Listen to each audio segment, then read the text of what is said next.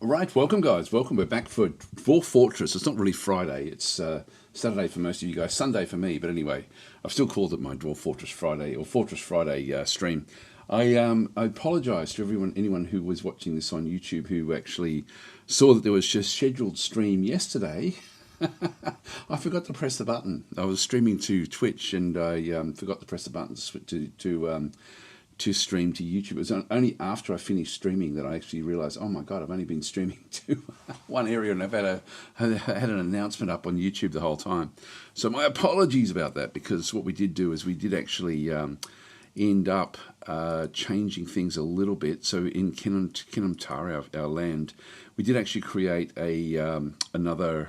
Actually, if I just go back out again, I won't delete that. I almost pressed delete. We've got Start Game in a New World. I've actually got a game where I've exported things out a couple of months ago, in a couple of months of gameplay, and made a Legends mode. So that was actually sort of what we've done, is so we've now actually have Legends. So I'll bring them up. In fact, we may do that right from the start, because where we did leave it yesterday, we do end up with with something else going on. So we end up having if we just bring this one across. So Spring playing, saying hello Daz in chat, and saying I was hoping for Zeno. Yeah, I was so close to playing it, actually. I was so close to playing it, and I'm not going to get a chance to play much else. But I did miss yesterday's stream for YouTube, so I thought I'll do a YouTube version. A few things have happened. We now have one petition outstanding, which we need to go and deal with. So that's actually one of the aspects. So we need to establish a guild hall. Now, I have established the guild hall, but I haven't actually made it good enough quality yet. So that's actually sort of what's going to be happening there. In fact, I don't think it's going to show up anywhere. We've got 52 hostiles. I don't think any of them are outside. Just double check. They're all just zombies underground at this stage, which don't really worry us. Just go through the whole loop. I think that's about it, really. Yeah, no, there's nothing else through there. Eight thieving or mysterious creatures. These are all underground as well. They're going to be killed by the zombies, so we don't have to really think about those. So that's not really a problem. So that's all we really have going on down below. But at the very end of the session, we end up with after a polite discussion with local rivals, Tossid Seal Lancer has claimed the position of Queen of the Truthful Tomb. So we can actually see the Truthful Tomb is the full group that we have, and the Queen, the new Queen of the Dwarves, is actually here. So this is Tossid the Queen. We can sort of see her there. She prays to Lish, so we'll have to have a really good look at what she requires. She is a whole special case. This is now going to change the way that we play the game. It's going to it's like, some people don't like it when we get like these high nobles, but look, it's going to be fun. There's going to be different things that we have to then go and do. She's of course going to sort of go straight from being a nothing in our fortress to being the number one person in our fortress, number one person in the whole of the empire. So her name is available there, by the way. If someone has not redeemed or DasDemptioned a name, then her name is actually available for taking up. We'll have a good look at her in some detail. Over here, we actually do have another thing that we actually. This has been a really good tip, actually, as to how to sort of go and present or how to really increase the value of a room. And this particular room is now the evil church in through this other side, but this one here is actually now a temple complex. And so we don't know exactly what the value is of this particular room, but it's enough for us to go from temple to temple complex, and that's one of the other things we had to then go and do. And so we end up with an even bigger. Like we've got now Fath is the sacred wickedness. We've now got the first crypt is Orthoratio. So this is becoming a very, very, very important temple, and we have a lot of 31 different worshippers. I think including the Queen would probably be one of the worshippers there as well. So this is actually a major temple now. So that's the temple in there, like that was also then created. The now the workshop layer. Let's maybe just have a quick look at that, where that actually is. So if I sort of scroll back down through here till we get to where our workshops actually are. Workshops are here. This is going to be a temple complex. Sorry, this one has to raise itself up. So this one here is the unnamed sculptured garden. It's the channel of crafting, and this one is actually a. So we need to get to 2,000 in through here. So I've just placed a couple of gold statues in here as well, which will then just sort of raise it up to being enough of what we then require. So that's actually what's happening in through there. It's funny, yesterday when I kept on looking across to YouTube to answer any YouTube chats, but there was nothing there. So it was sort of funny, and I should have double checked. In fact, I will just double check now, often, just in case. Oh, you know what I have done wrong? Which won't really matter. I didn't set up my Twitch as well, but Twitch was already set up for. God, I'm getting forgetful. Getting so forgetful. Yeah, not mega structures. This is going to be the Queen. Dwarf Queen will be the name. So we've got that one. We'll just go and click on OK there. So I forgot to actually load that up. I load both up and then just double check. We'll just double check that we are streaming, which we are, which is fine. That's good. All right. So let's rip into it. So hi, Resmelin. How you going? So yeah, we have a queen that can be named the Dwarf Queen. Is that what I called it? I wouldn't be at all surprised.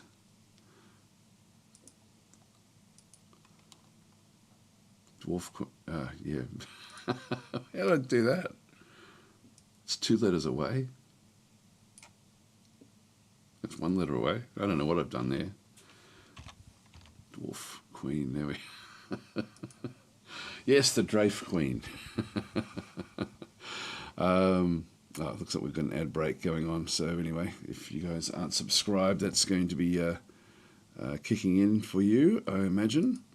So anyway, we'll go back up to the Queen and figure things out. So we're going to need to, hi Sigmundo, how you going? So with the, and what we did do is we'll do a bit of a deep dive into who she is, what her family history is, stuff like that. So if we go back to the actual Queen herself, back in through here, this is actually another temple to Lish. So we've got a couple of temples to, actually this is a global temple complex back in through here, just a global temple. Anyway, the Queen, so we can have a look and see what she is. She's a talented shearer, novice trapper, novice planter, presser, stone cutter, and dabbling carpenter. So as a shearer, she's fairly, she's fairly on top of things. The thing we're going to have to know is what she doesn't like being obliged to anybody in through there.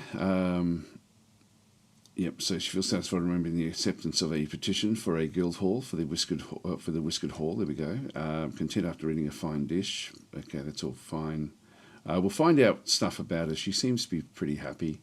Needs a royal throne room. This is actually what we have to then go and start to build for her. We need to really deck out a really opulent area of the fortress, and so we have to find an area to actually build that. To be honest, somewhere befitting a queen, which is not easy. This is we've gone from mayoral, which is step number 1, through to the top of royalty, which is the highest level that we have to then go and build. But yeah, we'll certainly be able to do it.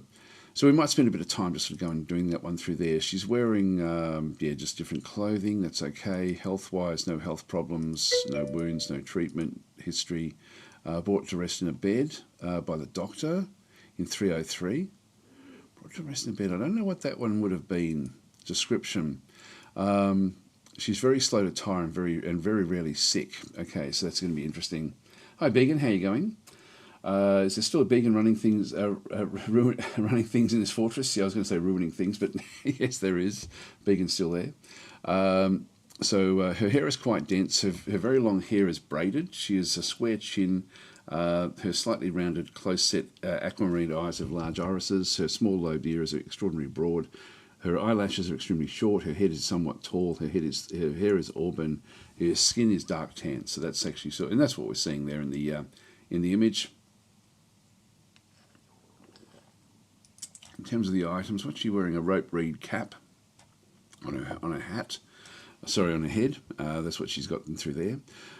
She's got no rooms at this stage, so she needs a royal throne room, needs a royal bedroom, needs a royal dining room, and needs a royal mausoleum. So these are all things that have to be built for her. So we're going to be needing to do all those. I think I might make the mausoleum somewhere separate from the rest of the fortress. And this is actually where all of our burial chambers and things actually are. So we might even build that off the main area through here potentially, and then just do the three other areas down below because these can be anywhere in the fortress.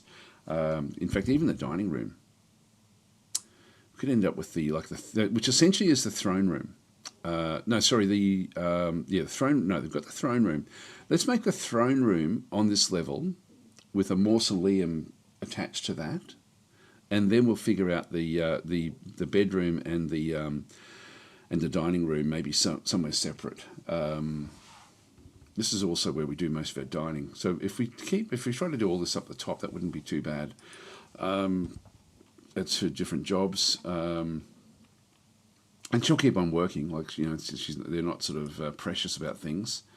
Personality-wise, she has a great sense of empathy and good intuition, but she has a shortage of patience, an iffy sense for music, a meagre ability with social relationships, and a poor kinesthetic sense, prone to strong feelings of lust. Okay, there we go.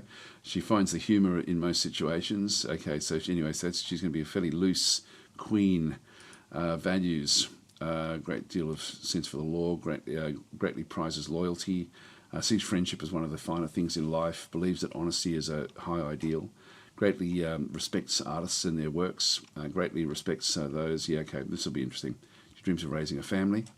All right, preferences, likes olivine, silver. We don't have silver. Green diamonds, we may have some of those. Durian wood, Durian wood. Giant loon bone. I'm not going to find that, I don't think. Sheep wool. We do have sheep, so we can make things out of sheep wool for her. Gems, just in general. Battle axes. Not making battle axes, but we will be now. She'll definitely be wanting to have battle axes. We have, I'll have to see how we go. Bucklers as well. Figurines. The words of the Mine of Diamonds and the sound of the lavender incense. These are songs and books. Where possible, she prefers to consume squid, donkey cheese, and pendant amaranth beer, which is not going to be possible. She absolutely detests hamsters. Okay, that's not a problem. So, all hail the Queen, says Serion. And so good morning in chat. A second Fortress Friday this weekend. Yeah, I forgot to press the button to stream to YouTube, and I sort of felt bad about that. It was I had it set there. So people would have come in thinking that there was going to be a stream, and I forgot to actually stream. So Bill's saying, man, that's what's crazy is like I build so differently than everyone. I think everyone builds differently. Most people build in one big area. To be honest, like that. So often they'll just be a common area where just things get placed. I can't afford to do it in this biome. I need to be able to lock things down if things go badly. So we end up. That's why we have traps in different places and stuff like this as well to stop the undead rising, because this is a death biome. So I'm in the habit of closing things off basically because of danger. So my builds are usually very, very, very secure. Like things like this, we had a were creature actually came to life in here, so we had to very quickly put a door in there before he actually changed, because we couldn't just arrest him. And got another were creature down in through here. One thing we could do would be to make this the throne room. That would sort of be befitting, wouldn't it? If we just go and have a look. At the moment, this is the meeting hall.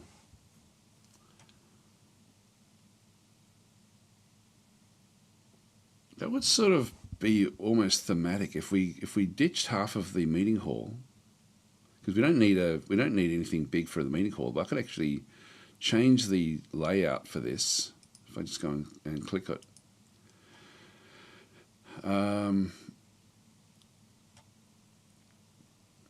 It's got the goblets for acquire. It's got the it desires desires 5, and it's only got 4 instruments. We need to make more instruments. You've got Vinyl Rabbit is the tavern keeper. It's also the mayor of the town.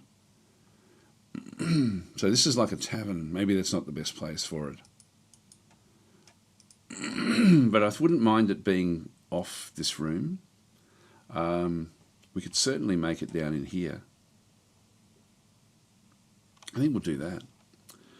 We'll make the throne room. So we'll start to sort of build these different things that she requires for what we're actually doing, and then we'll sort of deck it out in different ways as well. So she's going to need a whole lot of different things. So we'll make the throne room down into here, I think. We won't make it massive, but we will make it relatively large. And I won't share the wall. I won't share the wall. I'll just make sure that it's actually like a largish room. If we go sort of like from here and make that into the throne room. In fact, that's probably going to be a little bit too large. Let's just go and get rid of some of the stuff there. I've got pillars that run down through here as well. I might keep those pillars. Actually, sorry, I'll get rid of that one. I'll keep the pillars going.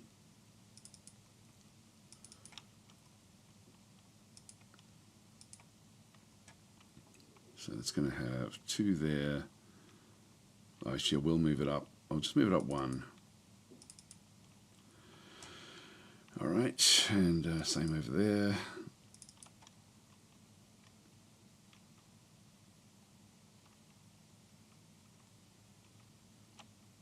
It's going to be 2 there. Actually, it's going to be too big. I'll keep the pillars different again. I'll ditch that one. Yeah, I'll just get rid of all of that. We'll start with the pillars again. So the pillars, I'll have them come in there. I'll make them a bit narrower, like this. That'll do. Oh, hang on, there we're going to be pillars. It's going to be the other bits around it that we're going to be not pillars.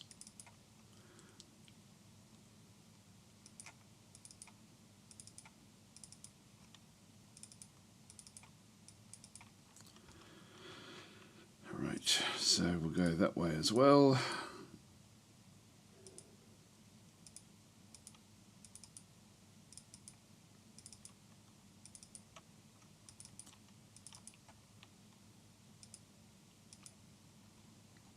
And how should we do this? Maybe two entrances in. Do it like that. So that will be the throne room. The mausoleum, I can place that. I think I'll still just keep on placing it down below this area. I'll actually dig that off the side here. So we'll end up with a mausoleum in through here, which will be a fairly large room. A 7 by 7 will do, so that will be the start of what we have, and then we have to figure out where we're going to put the bedrooms as well. So let's just go down through the fortress. That's a hospital. Now the hospital, we could build it off here, but that's really where the dungeons and things are.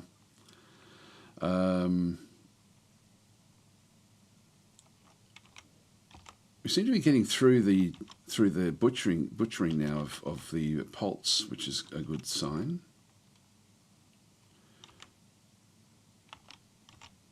I'll just go to where the bedroom layer actually is, which is a fair way down.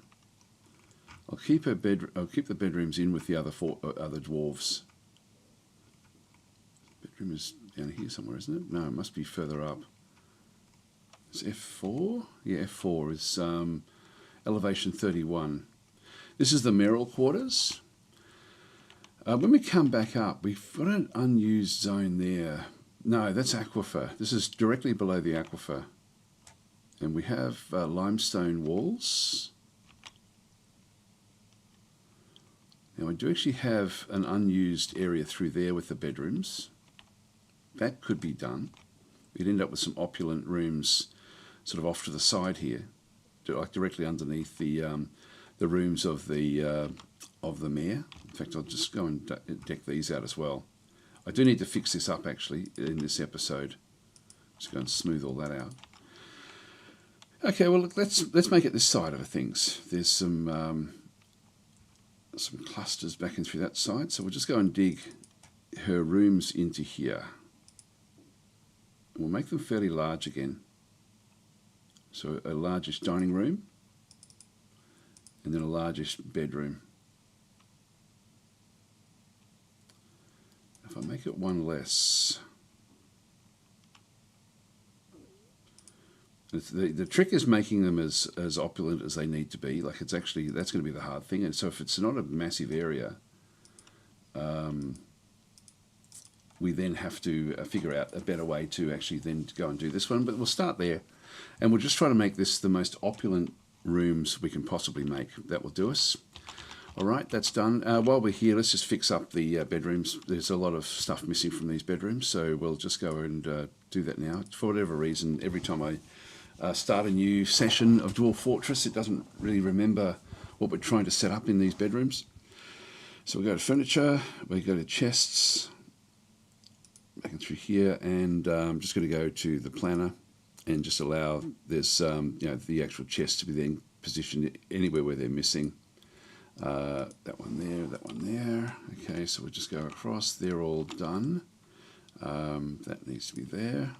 So we're now sort of running out. We'll just go and place them all through here as well. So if we can just get this layer done, that would be good today. So hopefully that will all happen.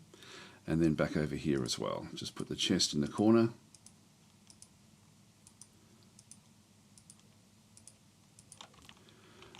Chests are all in position. Now the beds.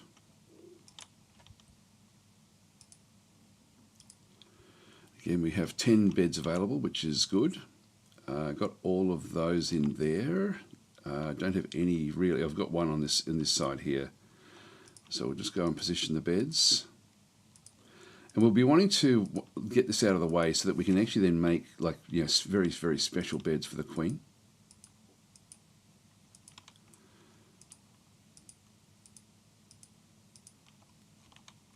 And I think these may already be decked out as bedrooms. We'll check that as well. Just we've got like 100 dwarves in the fortress now, so we've got heaps of them.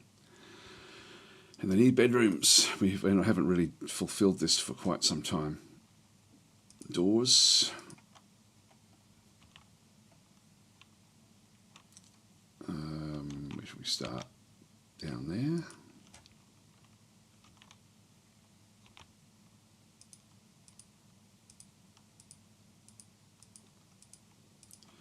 So these will then just be built over time.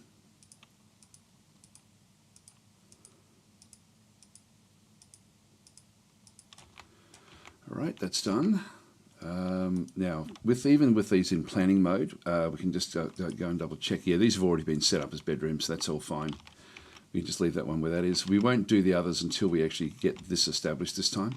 And on the layer above, just double check that these are completely done. Well, didn't get to smooth the floors underneath these beds, but I'm not going to worry about it. That's good enough. All right, that's completely decked out through there. Nothing done in the south and through here. So this is the mural areas. So we'll just end up sort of going ahead with what that is, but we'll end up trying to build much more opulent furniture for the Queen. Now, Bill, the Nightbot has deleted whatever it was, whatever the caps were. I'm sorry about that. How do you arrest people when you have a dungeon and captain of the guard? I still haven't figured that out. All right, so, and I'm sorry, I've missed a lot. Actually, I can view the deleted messages. What is it? Yeah, we did. I'll just have a look and see if I can click on some of these and bring them back. Wait, Undead Rises. Yes, we're in an undead biome. Okay, so yeah, sorry, Nightbot did delete your things. I've been able to bring them back. So hi Sev, how goes the fort? It's going very, very well, although we now have a queen. So the queens actually add a lot of problems to the actual fortress ultimately.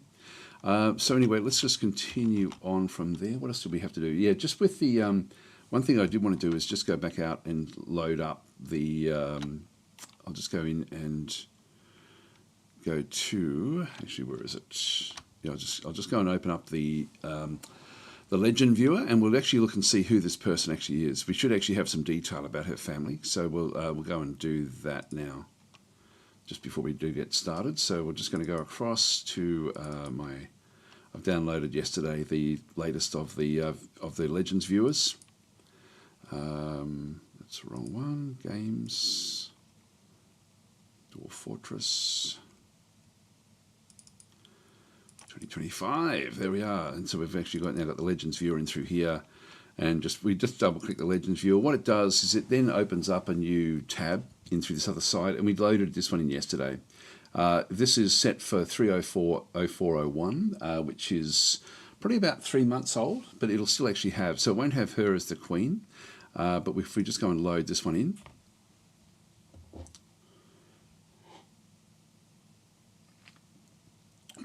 so we exported all the legends, and we can then sort of go and see, now if we just go and explore this land, so we've loaded this one in. This is actually then just gives us all the stats on the actual on the location that we actually have. So Legends Viewer, getting these sort of third-party Legends viewers can be very, very interesting.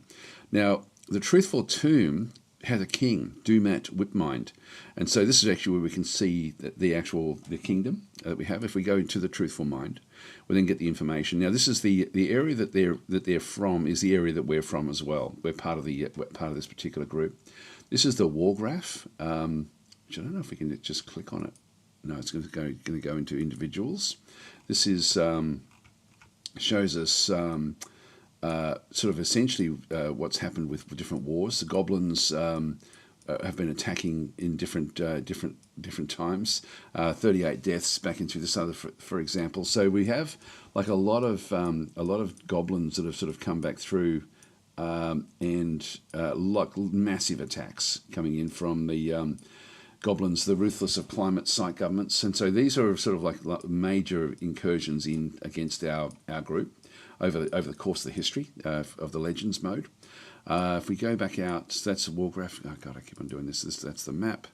I'll just zoom back out again. Actually, you can pop it out. Is it? Yeah, that's actually a. Yeah, so you can sort of zoom in to have a look and see exactly what's going on here, and then go to the individuals to sort of see what was happening. This is like the Singed Conflict. This one is the Splattered War, the Monstrous War. So there's lots and lots of different wars that have actually occurred over time with these. The War of Blazes, the Glory Conflict. And we're seeing the amount of deaths represented by the thickness of the lines, which is pretty cool. So anyway, then we've got the. I don't know if we haven't really had a big attack come in at all with us just yet. Let's just go back out of there again. So the king, let's go, actually if we go to the Truthful Tomb in here, noble positions. So at the moment we actually have, like the king is Dumat Whipmind, that was the old king. Then we have a general, an outpost liaison. So Urist Deeproom is the one who comes out to visit us. A diplomat, counts, barons. Now, we never got to the stage where we ended up being a baron, so we don't actually have anyone that's that really is going to be anyone that we've known in this area. But what's interesting is that if we have a look at, there'll be a princess who will be Tosid or whatever her name is. If we go to Dumat Whipmind and have a look at his family tree, so he was actually that's interesting. He's king only from 304 of the current day, only 35 years old. That's interesting. This is his family tree. Let's have a look and see. Now that's interesting. This is the two children that he has are underage. So something's happened where these haven't been able to take on the rulership of the government, and we don't know exactly what happened with him. But there's a former queen of the Truthful Tomb in through here. Married a former baron over this other side, who then had, and they died at 98 and 95. So the king is only young at 35. And if we have a look at the queen's family history, and just see if what, because she possibly will be the mother of the new queen. Let's have a look and see. So if we have a look at where we are, so we've got a fisherman. It was like one of her children died at 31. A criminal died at 31. 75 years old is the tavern keeper, Sodell. Tavern keeper as well, died at 23, died at 22. Herbalist, died at 18. This is a leather worker. The mayor of the Quake of Shoving is still alive at 49. So these are all her children. Criminal, back and through there, died at 29, died at 18, and minor. Former Baron of the Truthful Tombs, this one is dead at 30. We've got the most exalted position of the Ungodly Faith is a talented tracker. This is Zanig, who died at 37. The Ungodly Faith is the randomly created, so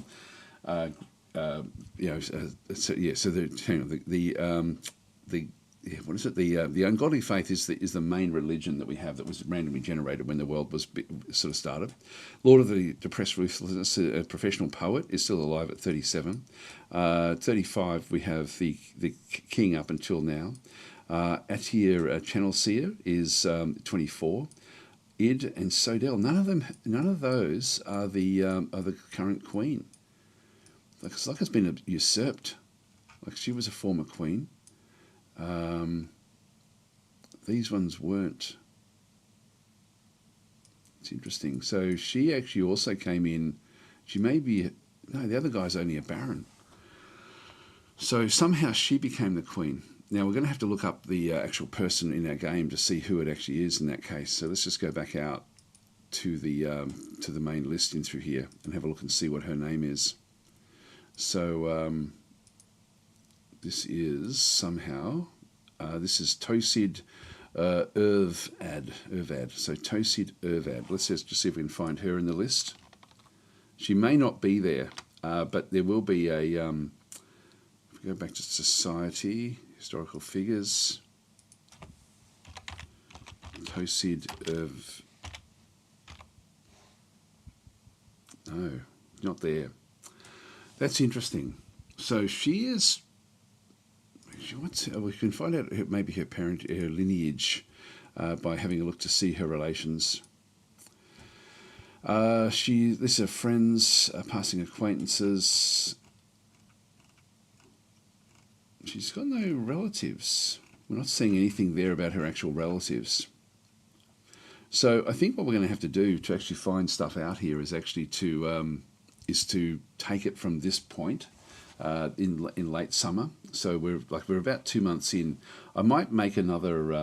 I might export out. Actually, do we need to? We don't really see. We're not seeing a history there, but we would if we exported out the legends from here.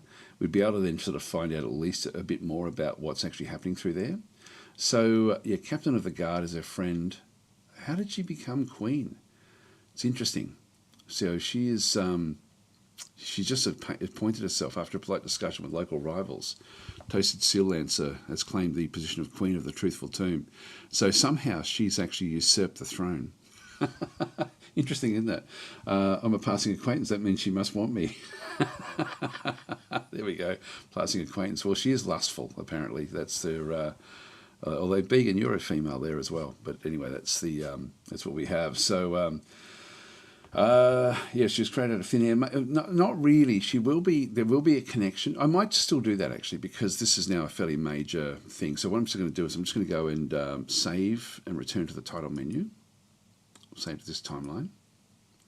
So we'll go and create a new setup in here. I'll just go while that's actually saving.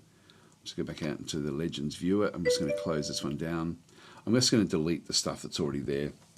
Then we'll sort of figure it out. A coup d'etat, well, somehow she said a polite discussion, which sort of makes it sound like there's more going on. I'll just let it happen. She could be a shapeshifter or maybe new identity of an old monster or something. She could be a criminal, like who do we know? Yeah, so Wiki Cliff is saying lots of children been busy. Yes, the old queen. But she isn't the child. Not that we know of, anyway. She's not a historical character in the game. So I'm just going to go and delete the current one that we've got for. Damn, hang on. Sorry, I meant to delete this one. So, yeah, apologies about this. I've sort of get a bit tied up with it, but I'm just going to go and export out the new legends. I guess we're back to the title menu. We're going to continue an active game, and we're going to go back into the active save. This is always a little bit dangerous, just in case I sort of forget to do something, but I'm going to retire the fortress at this point in time, and then we'll and by doing this we may have even lost all that work we did in the like back in the bottom of the fortress. But I'm just going to go and press escape, and we're going to retire the fortress for the time being.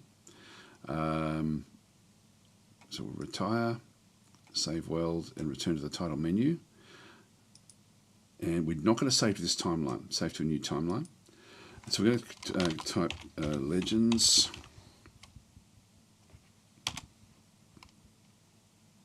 and that's now being saved out to a new location. That means our current timeline is secure. And now we have to go and play this version of it. So we've already got, now we're going to have two worlds that we can actually start fresh with. And I'll just go back in now and just export the XML files out. I might ditch the old ones.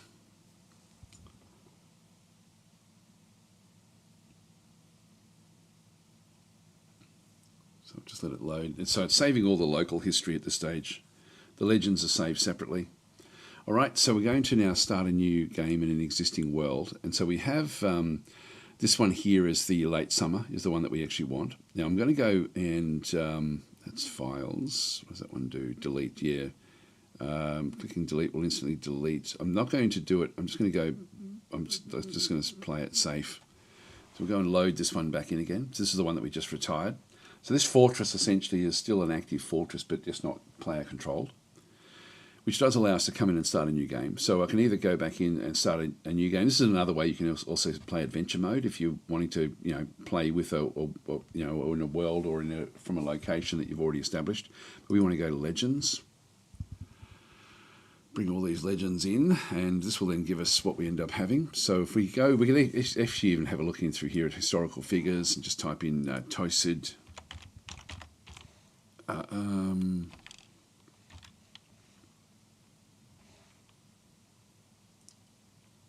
Female dwarf, there she is.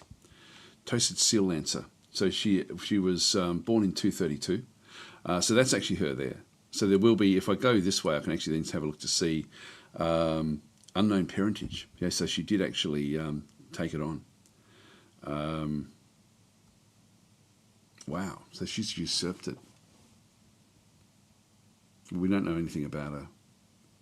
I'll still export the XMLs out. So it'll just go and export everything out from here. Takes a bit of time just to do this.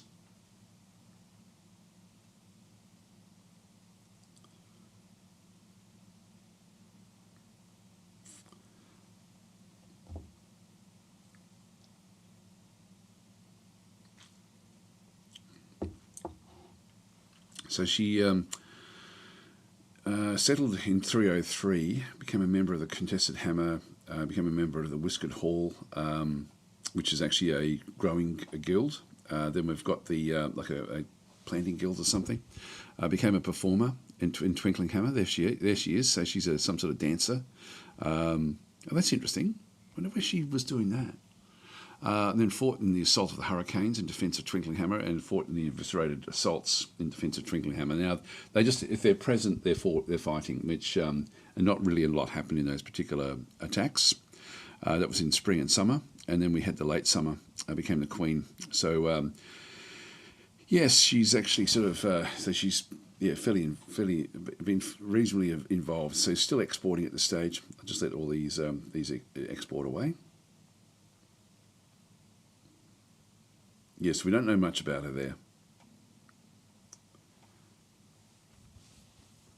It's interesting, actually, that somebody... So she's a performer. Where we'll have to see... Could be a dancer or a storyteller or a musician. Who knows? So, okay, so we could kill her for sure and elect a new queen. I promise to be nice. Nice queen, says Beacon. Saying, I admit not having a clue concerning dwarven worlds. Was she the ruler of this colony before she ascended? No, she just literally...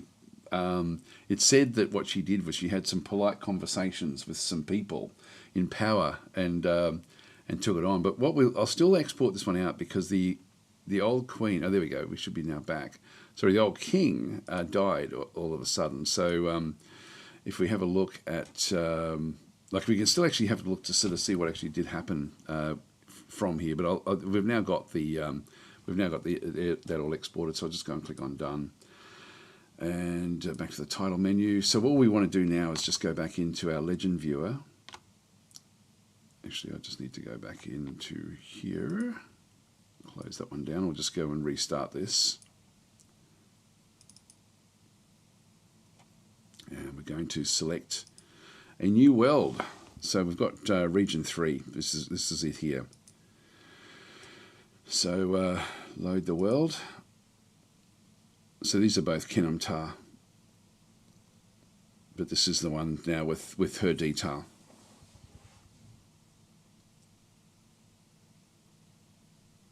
So there we go. So we've got the this one now is the new one that's just a couple of months on from the previous one. So if we have a bit of a look, we can then sort of try to see what actually did happen with that other queen. So this is now the queen is Tossed Seal Lancer. Again, that name is up for grabs if anyone does want it. The Truthful Tomb is if we go back in and have a look at the queen, and we don't see any family side of things in through there. So she's 72 years old. She wants a goal is to start a family, so that's going to be interesting as well. She prays the god Lish, the god of death and murder. If we go back to the Truthful Tomb, we need to find out what happened to the previous. This is actually now her. Let's just go back to the Truthful Tomb and just look at the history of what actually happened with the king.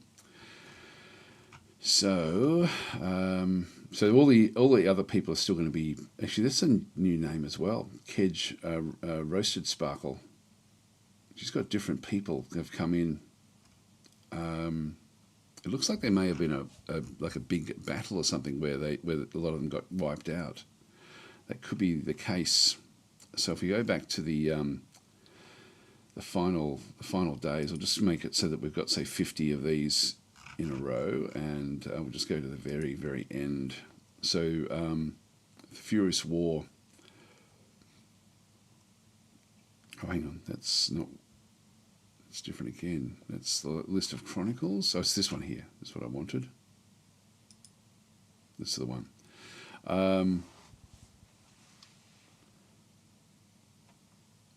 Yeah, so she became queen. The late summer. So attacked site.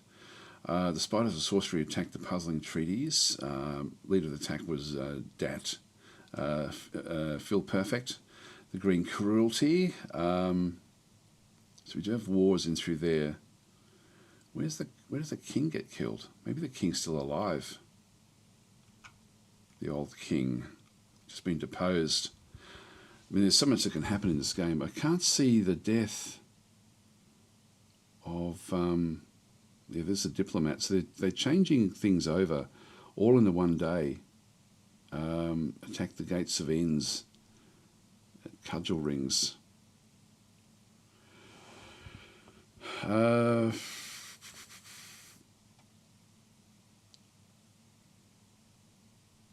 don't know if that was actually where the king was, but there has been a goblin attack right at the time when she takes over, literally the same day.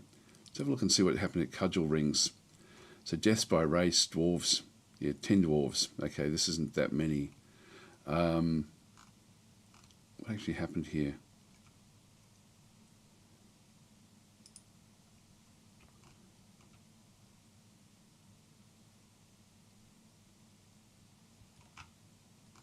Yeah, that's old news. It seems strange that would be there. Yeah,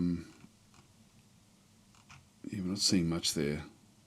304, the splattered siege.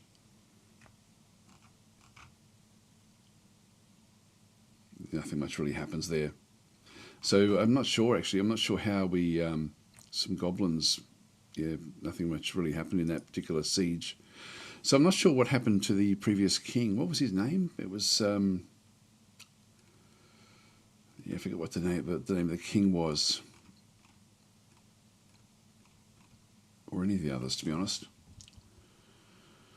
So, yeah, that's just the current positions. I don't think we have like a history of, rather than going through this, events, overview of events for the Truthful Tomb. The Chronicles.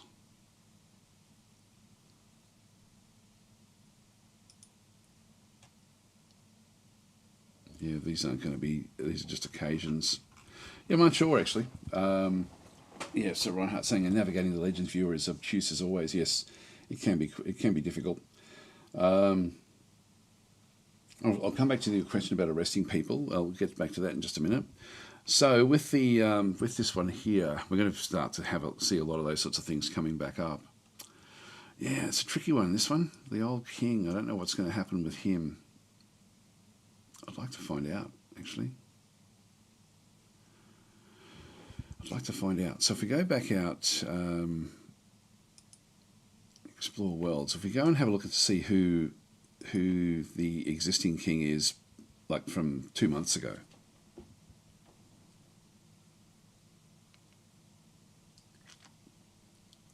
And to see who it actually is. So it's Dumat Whipmind.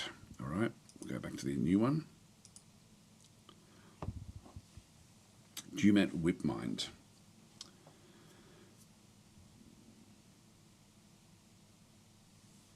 And explore again. So in this one, she is the queen, but we can do a search for him and just find out what actually happened to him. So we go historical figures. Dumat. What? Dumat.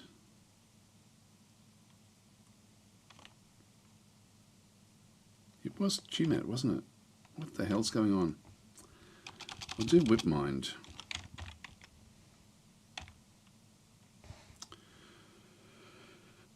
Dumat, not Tumat. Dumat Whipmind. There we go. All right, there he is. 38 events happened in his life. So this is actually, again, his family tree that we sort of saw there before. It was king from 304 to 304, so it wasn't there for very long, actually. That's interesting. So that may have been some sort of usurped. It may have been usurped as well, some other way. So it looks like there's a few different things going on through here. So he's the former baron of the Truthful Tomb from 303, former militia commander of the Quake of Shoving, and then also the former king. So he was only in there for a short period of time. And we can see there, this is the actual history. So now in 271, he becomes the member of the Faith of Craziness. In 279, and they become childhood friends with Uso Chuckwaves, a human male monk. In 282, the goblin Damsto abducted Dumat from Bridgestrike. He was imprisoned by the goblins in 282 and settled in Ruthless Searchers in 282 as well, which will be a dark fortress. So that's a goblin fortress there. In 285, Dumat settled in Bridgestrike again. So he, in order to flee, so he's gone back to but this would be suspicious, having somebody that was actually captured as a child by the goblins. So he sort of come back to Bridgestrike in order to flee. The reunion, so Dumat was reunited with the dwarf Shosat Metalbolts, which is his mum. So that's the queen. So she was queen. We'll have a look and see how long she was queen for as well in Bridgestrike. So Dumat began wandering in the distant forests in 287, became a beast hunter, and in 288 he The ogre. So in 2008, the ogre of the night, Rushan happened upon Dumat. I'll just go to the next page and see what happened. So and Dumat happened upon the Sasquatch as well in 289. So in 289, the Sasquatch fought with Dumat. While defeated, the latter managed to escape. So Dumat did manage to escape that one through there. So he's just coming across these while he's a beast hunter. In 290, the Sasquatch ambushed Dumat. This is a different Sasquatch. There was a battle, fought with the Sasquatch. While defeated, the latter managed to escape. So he did manage to get away. Sorry, fought with the Sasquatch. Okay, so the Sasquatch actually was defeated in that one. And then, like 2 years later, he's managed to ambush the Sasquatch, back in through there. Fought with the Sasquatch, while defeated, the latter escaped unscathed yet again. And then there was a simple battle through here. The Sasquatch ambushed Dumat. So there's a lot of stuff going on through here. We're fighting different Sasquatches, where they're ambushing each other in some sort of frozen waste, I would imagine. Have a look at over the next page. So, in fact, I can just actually, is that? Oh no, that's not it there. Just go back. Hang on. Oh, now I've lost it again. Just go back into here again. Sorry, it's just go back. Page 3. I think we're up to. Ambushed again, Sasquatches, became the militia commander of the Quake of Shoving. So this will be some sort of, what's that one through there? That's a site government of dwarves. So we've got a site government through there. So he becomes a militia commander in 300. In 303 became the Baron of the, so he becomes a Baron, I'm guessing, of wherever the Quake of Shoving actually is. In 304 becomes the king, and he settles at Whipram, back in through here, which is which will be a fortress. So he settled out a fortress back in there in 304. So yeah, in 304-06, in the late summer, the Spies of Sorcery attacked the puzzling treaties of the Truthful Tomb at Whipram. The leader of the attack was the Goblin, and the defenders were led by Dumat. So in the same time, tactical situation, in the late summer of the 5th of Galena, the Goblin Dat entirely outwitted Dumat, and the attackers had a strong positional advantage in Whipram. It's the last page. Okay, so then we've got. Then there was they actually managed to fight. So in Dumat attacked the Goblin Dat. So there was an attack between the two leaders. In this one through here, Dumat was struck down by the Goblin Dat. So Dat was killed, and so then battle fought. Dumat fought in these various attacks on Whipram in through here. These are all essentially happening before this one through this other side. So these are just different battles that he did fight in the months leading up to this final battle. So a historical event. So Dumat and the human Uso became childhood free. This is all going back in time again. And so there was actually a dwarf Rith tour cruise. So the king was killed in this particular fight. That's actually what happened at Whipram. If we have a look at Whipram, Whipram is currently, region is the named Finger, which is sort of close to where we are. We can have a look at that when we have a look. The current owner is the Puzzling Treaties. So this is actually, the dwarves did win that fight by the sounds of things, or it's still ongoing. That could be the case.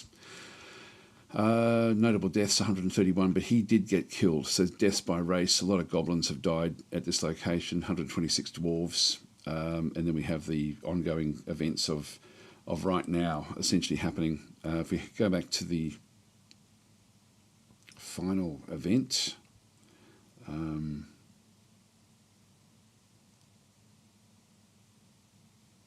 yes, this is actually, again, right on that, the very last entries from Whipram are the attacks that then go through. That's his girlfriend.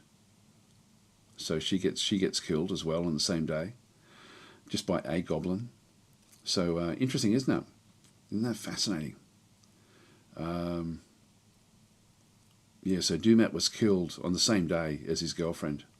So she was the former diplomat of the Truthful Tomb, who, 29 years old. Okay, that's fascinating, actually. I love this stuff, just how deep it actually goes.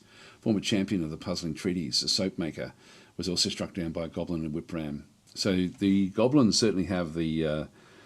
It may still be an ongoing fight for all we know. We just don't know. So that's the siege of cyclones. No, that's old. That's an old one. Spiders of Sorcery are the goblin group that are attacking in through this other side. Anyway, that's where we are. That's why we have our current queen. Somehow she's been able to convince the other dwarves that she is the suitable person, because the king was killed in very, very short order. Now that's somebody just saying, I guess the old king had no children. I guess all the other siblings are in other towns and so didn't take the throne then. Yeah, look, for whatever reason, she managed to. If she's a performer, she's still going to be a performer somewhere as well, like in the fortress. So let's have a quick look and see. There's a few areas where performers can take part. Nope, that's Melville, the performer there. I don't think we've got performers anywhere else. Pretty sure there's no performers. Oh, yeah. Oh, there we go. Okay, so Tosid is the performer that's actually sort of does chants and singing and stuff like that in the in the actual in the main sort of temple, the Ward of Punches, which is sort of like an open temple to all entities. So anyone can come and worship in this location. So she is the performer at that location. That's interesting. I don't know if that's appropriate, but anyway, that she can sort of lead those. There's also performers in here as well. I don't think she'll be. No, she's not the performer here. So that's where we are. So she does whatever she does in this temple. So that's where she hangs out. Well, that makes the throne room sort of, that makes it sort of all seem pretty good with what's going on there. All right, so that's the history of her, of Tosid. So she is up for naming if anyone does want her. So Morib is saying, "Hi Daz, did you generate a new world with the new update, with the new dice?" No, they only just came through. This is an old game now. We've been playing this for months on this world. Yeah, that's where she prays and plans murders. I think that she's quite a nice person, I actually think. So we'll find out, I guess, over time. But we'll just sort of let things develop. Let's just unpause. There we go. We've got zombie creatures fighting outside. So I think that the must have just been completely open. The king's kids were too young to take on the fortress.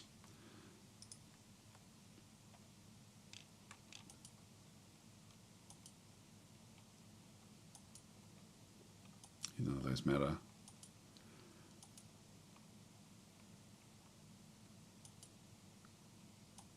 There's nothing happening up there that we have to really worry about. We might just go down and have a look at the, I think it's F4 or F5. F5 is where we end up having this area through here. So we're just waiting for these statues to be brought down as well.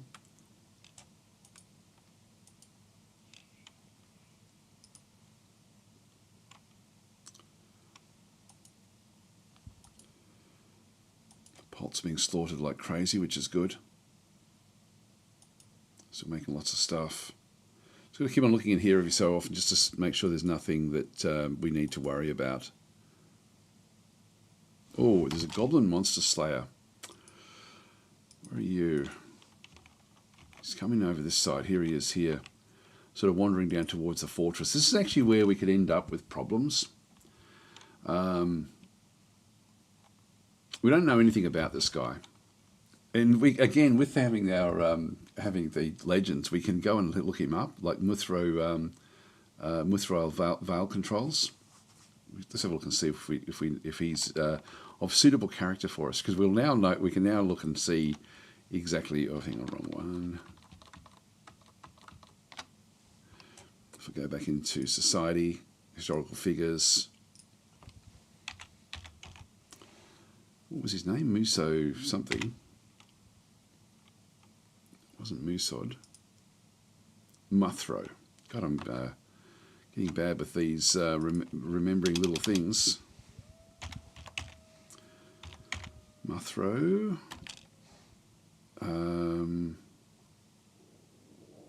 He's a goblin. There's only 16 of them, so it should be the next. They're all okay. We don't. Oh, here we go. There's a bleak creature there. That's a female, but that's not something we have to worry about. I don't think. So unless that is something that's sort of sneaking back in, but it looks like a male. So I think we're actually okay there. But let's see. Okay, this one is not actually is not listed. Yes, this one's not historical. So he should be okay. Because if they're criminals and stuff like that, and they've got like a criminal, they're part of an organisation, they will be historical creatures as well. So we'll let him. I mean, I won't check everyone that comes in. So he'll come into the fortress and just congregate. Here we go. We're digging this out quite nicely.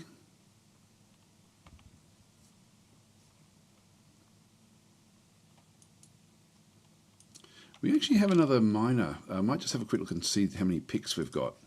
Because one of them came in. We've got 3 picks, an iron pick and 2 copper picks. All right, in that case, let's just go and have a quick look at our dwarves. Actually, at the labour menu. So for our miners, we have a proficient miner that's now come in as well. And a novice miner there, Doomed. Look, I'll leave them with it. I think the 3 of them will be okay. It was only the 3 picks anyway. Yep,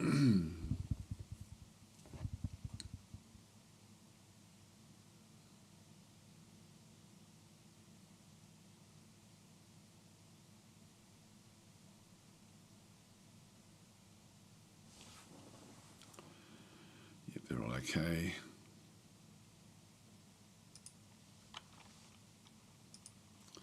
The guys are training. They're sort of training on the areas above.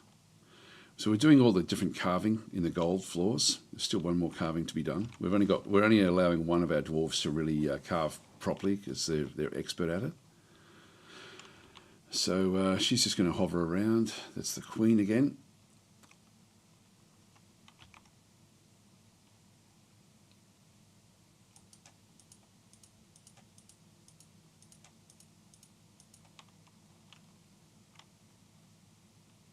It's raining goo again. All right, that's fine. Mace Dwarf, again, looks surprised. I might change those pauses off for these look surprised if I can figure them out. So just sparring messages. I think I may have set that one up, and I think by default they're off. All right, this is now ready for smoothing. Just get everyone involved in setting this up. And we'll go down the bottom of the fortress as well. F5, F4, down around here. And we're only part way through this as well.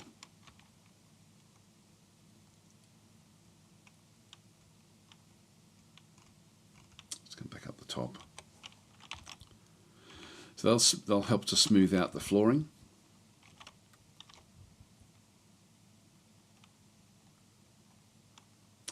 Yeah, so the Sword Dwarf looks surprised at the ferocity of the Mace Dwarf's onslaught. I'll just pause that for a second. We do actually have a way of changing those messages. So, where is that? Under settings, I think.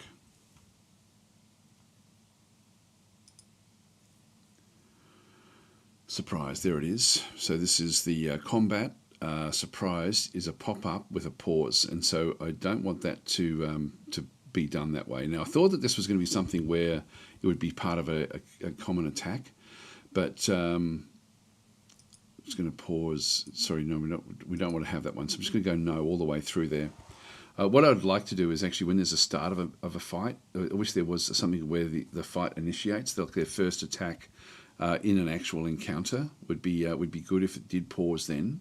But there's no way to do that. So I was trying to find some way of actually finding the start of new attacks, but it just doesn't really seem to have it.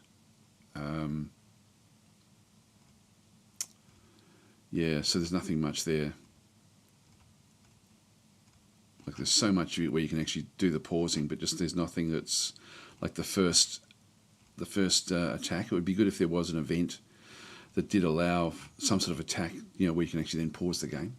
But anyway, we'll just go back, turn to game, and unpause. So I'll smooth out these doors.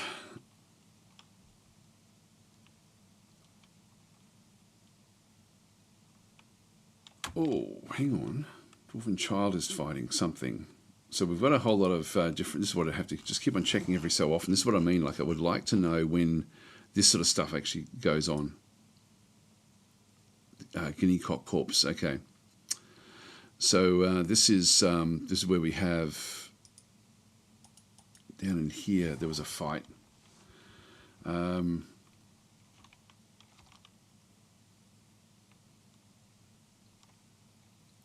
That's one of our priests. God, where is it and how did it get there? Let's have a look and see if we can find what was going on through there. So we actually have the weaponsmith is fighting.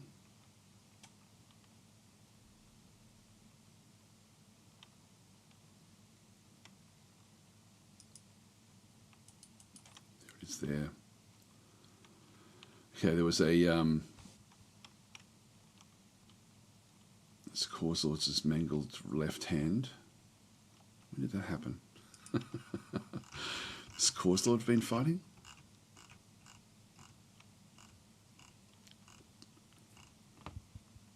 They're all fighting.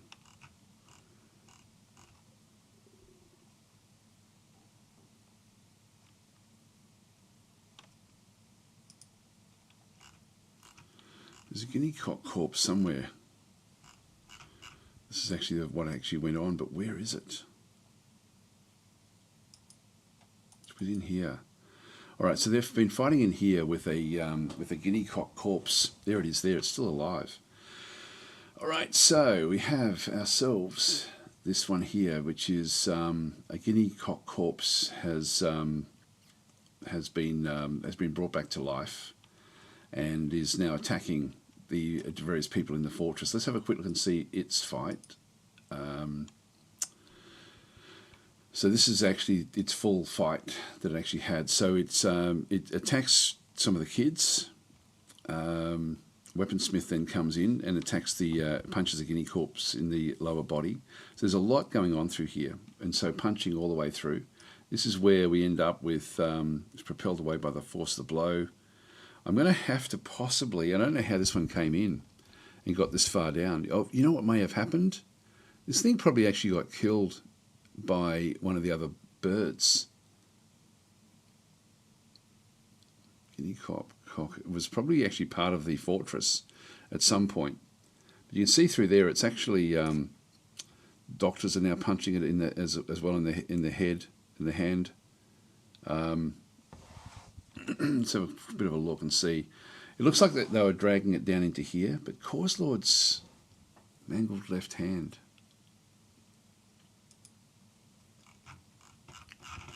Do you see Cause Lord in here?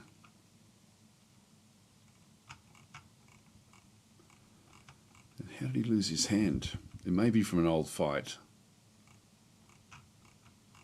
Yeah, no, I'm not seeing Cause Lord involved in that fight. That will be probably a zombie hand from back in the day. All right, we've got that happening in through there. We've got, like, people are on the ground. Like, you can see that they're sort of crawling around. Now, we do have DasTactic, the performer. God, we've got a lot of things actually going on through there as well. So a lot of this stuff has now been brought back to life. So it is time...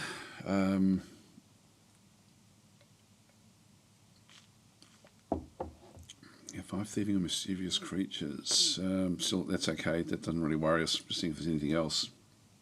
Actually, if we have a look and see, again, back in through here, Turkey Gobbler is fighting.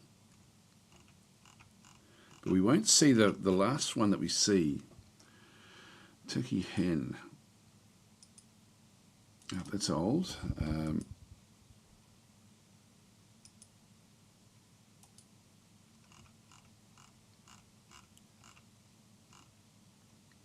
Yeah, then it comes back as there. I'm thinking it died further up here, somewhere in amongst the other birds.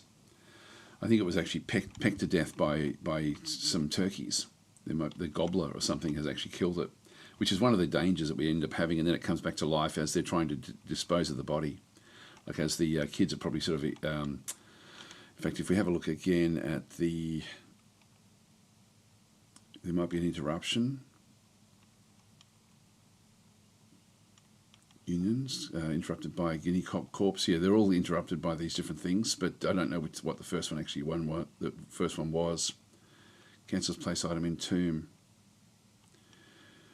So what was she placing in a tomb? That's another thing we don't really want to be having a look at. I mean, we don't want to have happen.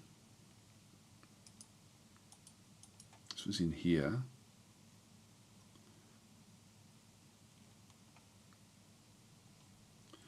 The only tombs that we have are at the top of the fortress. That may be it may have been a pet. That's probably when it came to life, potentially. Actually, no, it would have been other times. Is the other still in here? There's a lot of them in there. I think it's enough. I don't think this bird's going to be able to do anything. Let's just watch and see, because I think that all the dwarves in here are going to be able to smack it.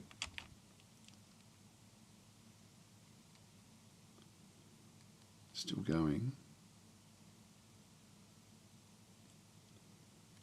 God, it's taking forever. It's taking forever to kill it. How strong is it? There's much stronger. If we look at its health, ability to stand has been lost, motor nerve damage, sensory nerve damage, it's pale. If we have a look at the description, so this is actually the damage that it's got. I don't think it's much of a threat anymore. We can actually go and have a look at it from its perspective, and look at the actual what happens with it. So this is the bottom area. So weaponsmith punches it in the upper body, attack glances away. So you can see through here, like all the way through. If it's when things actually happen to it, like everyone's just punching in on it. Like there's nothing where this is it, where it snatches at the performer in the right upper leg with the first toe, bruising the fat through the sheep wool trousers. So that's its last attack, and then from there, everyone is just piling on. So and then it's being thrown around. So it's being thrown into walls and stuff. So that's why it's in that corner. It does try to snatch the performer in the lower body, bruising the fat through the pigtail vest. So not really doing any real damage, and just being thrown around. So yeah, so you see the dwarven child kicks the guinea cock corpse in the lower body, but the attack glances away, but it's enough to have the guinea cock corpse slam into the wall. So they're kicking it to bits, and as long as it doesn't attack back, they'll eventually get it. So let's just keep on pressing the space bar, and we're just going to see punching in the head. They're trying to kill it now by doing this. The lower body. So this one here, the performer strikes the corpse with a gabbro figurine of a turkey hen. The attack glances away. It's again, that was enough to launch it and into the wall again, but it's not really fighting back. So it's now completely debilitated, but it is a zombie guinea cock. It's just going back through, being hit again and again. It does snatch again at the performer, bruising the fat through the trousers. The sheepwool trousers are now ripped to shreds. So that is the whoever the performer was has now is no longer wearing pants. So they've gone away. Dwarven child punches a guinea corpse in the lower body with the left hand, but the attack glances away. I won't bring the military in for this. They will eventually kill it. Slams into an obstacle, propelled. I'm just looking for headshots really to kill it. Back in through here, propelled by the corpse. Yep. So again, the performer strikes the guinea cock corpse in the head with the figurine of the turkey hen, but it glances away. So yeah, slammed again into the obstacle, propelled by the force. Eventually they'll get through to it and kill it. Oh, here we go. The dwarven child bites a guinea cock corpse in the head, tearing apart the skin. It's latched on firmly. The corpse snatches at the child, the upper body, bruising the fat through the vest. So nothing, not a real lot of damage sort of coming back through.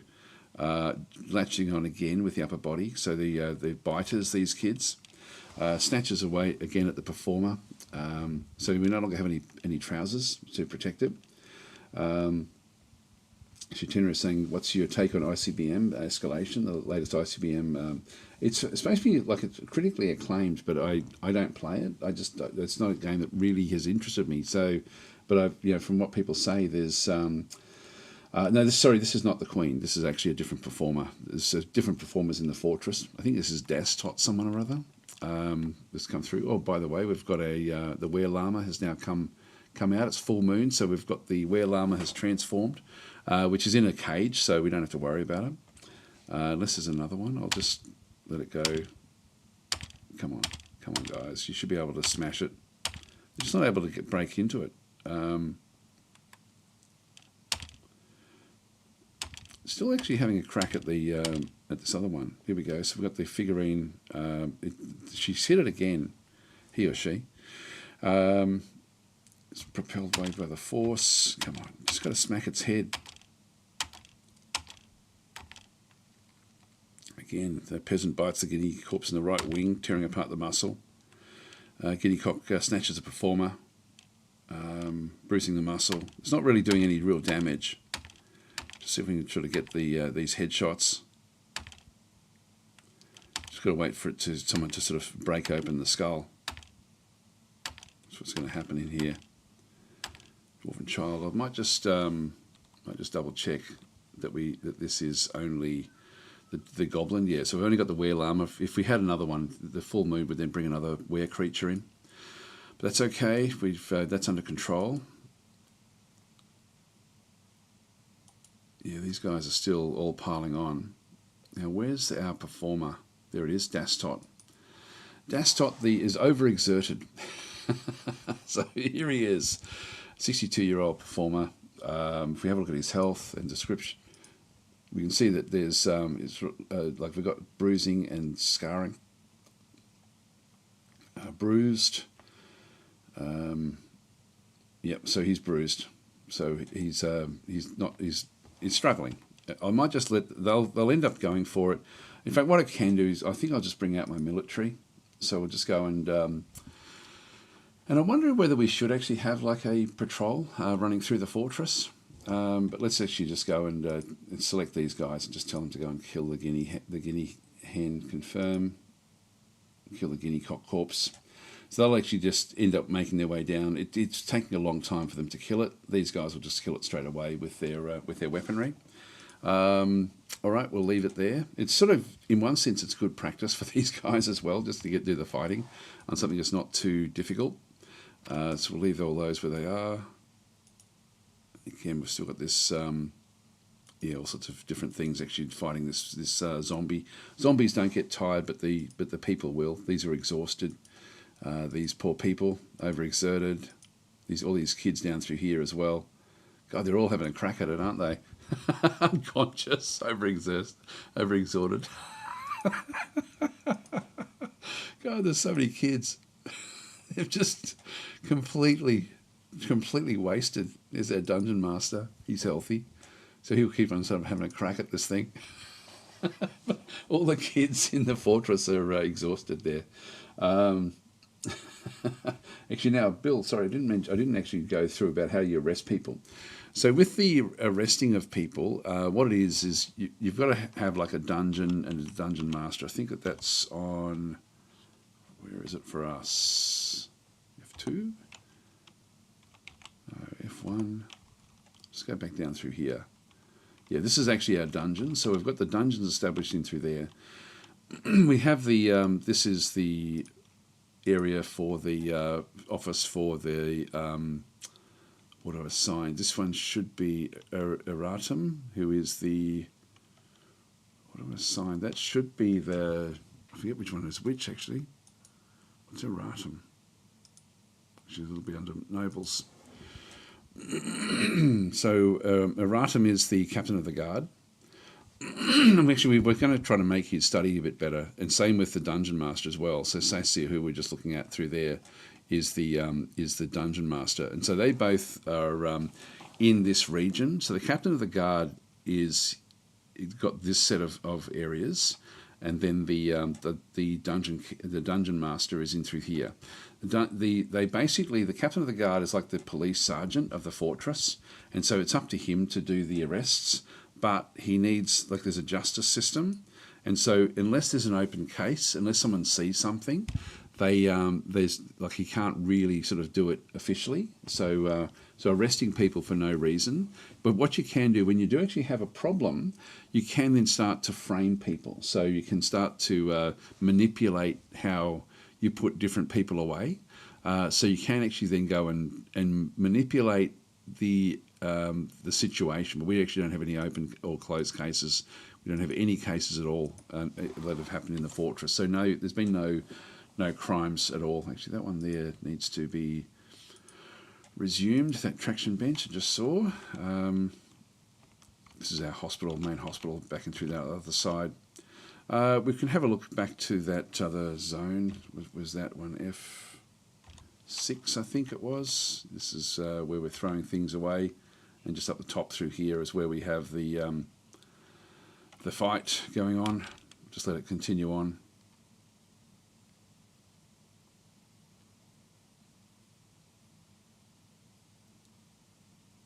All kids coming. Here they come. So we now actually have the. We'll now sort of see that there'll be different attacks. Now that one there, DasTactic, has now lost all of his clothes.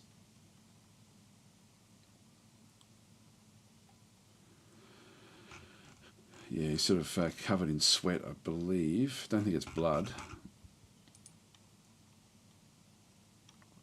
And it's hard to tell what the actual thing is that's the covering there. It is the Gabbro figurine.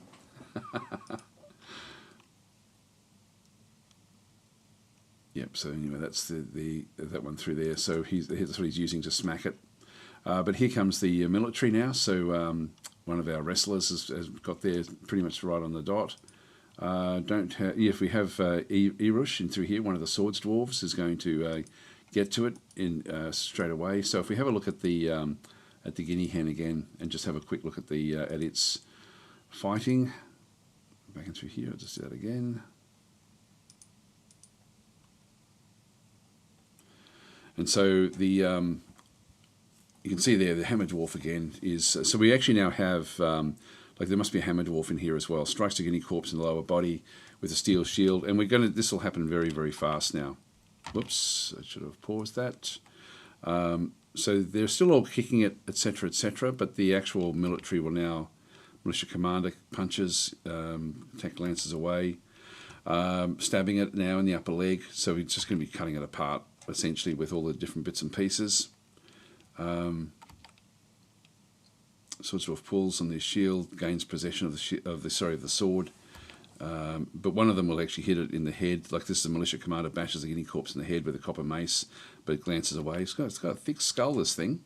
Again, being kicked around all over the place. This one won't last long. Lower body.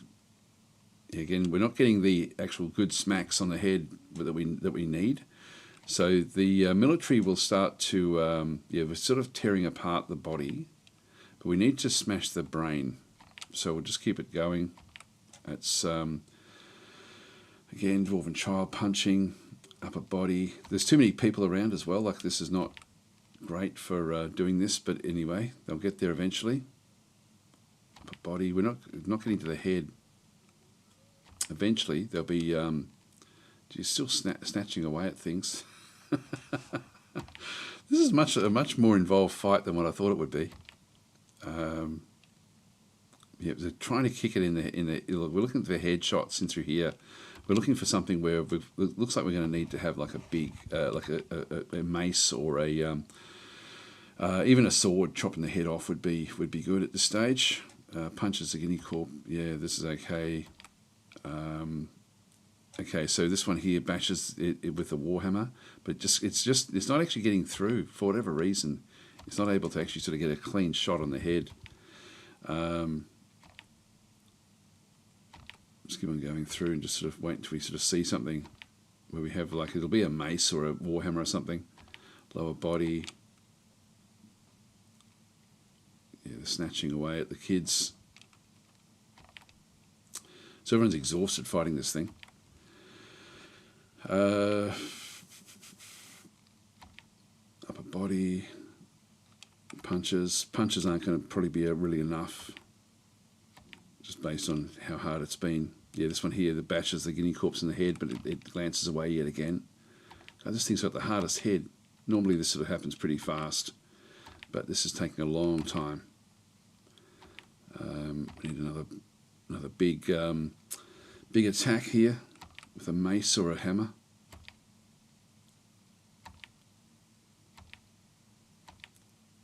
It's certainly, we're getting a lot more hits on it. Eventually we're going to get someone that will actually then do the job. So we're sort of we're ripping it apart with the swords, but we need to get the big attack on the head here to go in. Yeah, so again, trying to militia commander try to bash it with the mace, but glances away.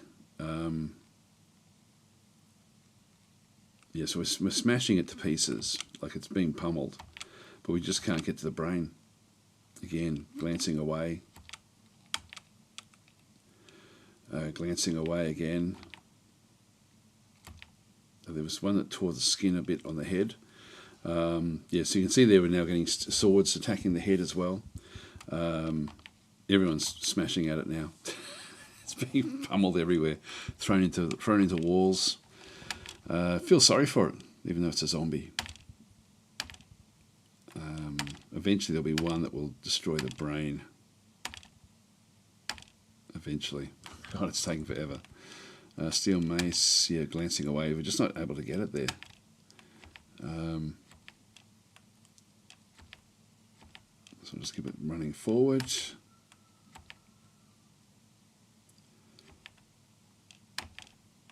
Gee, this is really, really just holding on here. The zombies are very, very dangerous, but you can see it's not really able to do a hell of a lot back at us, but it's just killing them is really hard.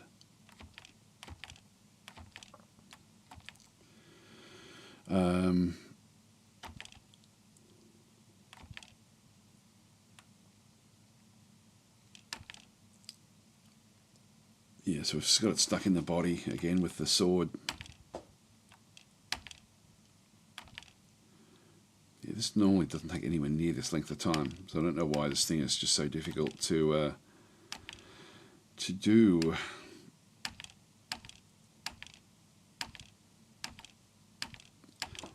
think we'll get out of this and we'll just sort of watch it until it dies. Becomes more of the military.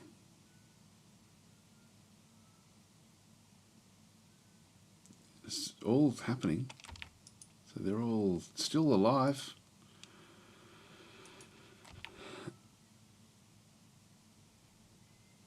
Eventually it'll die. It's almost like it's a bug that it's actually taking this. It's this hard to kill. Like, I don't think I've ever seen any zombie that's been this difficult. There we go. We've got kids throwing up. Pile of vomit. This is crazy. This is just ridiculous. Got half a fortress in here fighting this thing. I think what I might do is I might save the game and then come back out to it. Bet the Queen could kill it. Well, I think what we'll do is, just because something seems wrong with this, like this should not be alive. After it should have been killed off by the kid. To be honest, one kid should have been able to kill this thing. So I'm just going to save and return to the title menu. It looks like it's a bug. So what about using the civilian alert? I could do that. Yeah, I'm not going to. Once they're in a fight, they'll stay in a fight, so they won't leave the area, I don't think. I'll just restart the game. because that doesn't happen. Like that's crazy, having something small like that can still keep on fighting.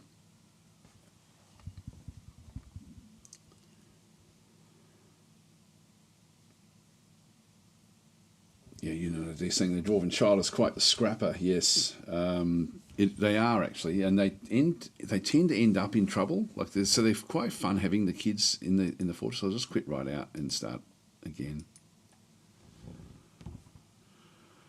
Not sure why that was a big problem, but anyway.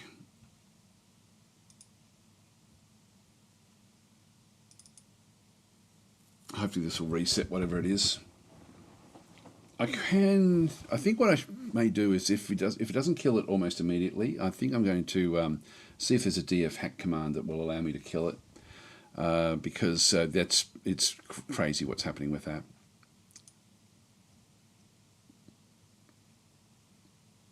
I think click on that. There we go.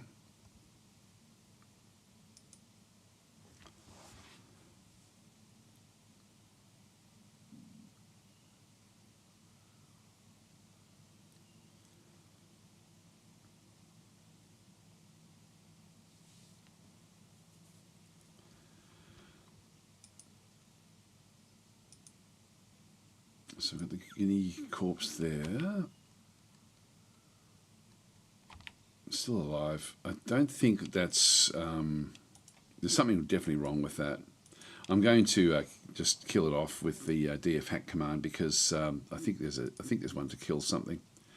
So if we go into the launcher, and is there kill? I'm not sure what the commands are. Kill lure. What's that one do? Yeah, no, we don't want that.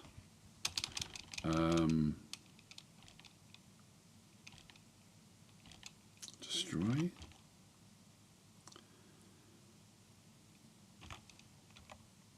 Auto dump. No.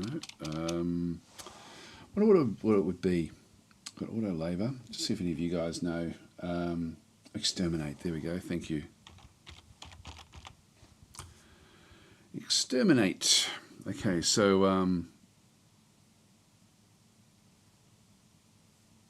all right. So we've got kill an individual unit or all undead or all units of a given race. Caged or changed creatures are ignored. So usage exterminate, and then we've got a list. Exterminate this, and then options. Let's have a look and see if we can figure it out. List the targets on your map.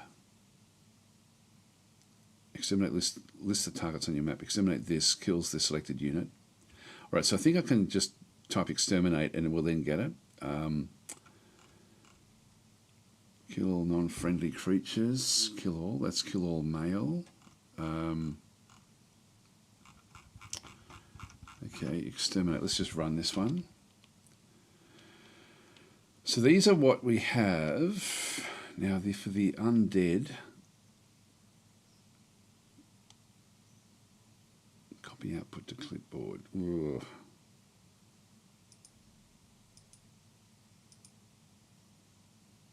I'm not seeing exactly what it is.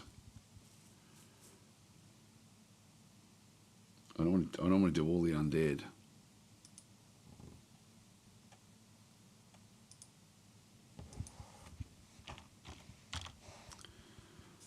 Exterminate again. Let's just see if we can figure this one out.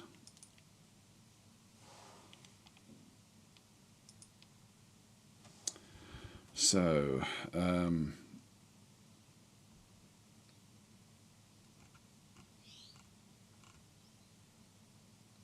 exterminate this. Kill the selected unit. Okay, so if I select the unit, let's do that.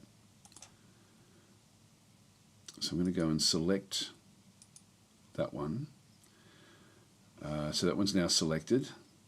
Just to be even more secure, I'll make sure that we're actually viewing it, and then Control Shift D, exterminate this.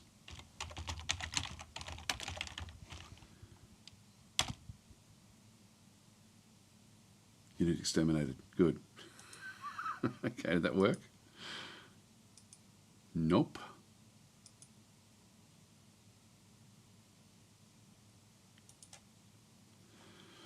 All right.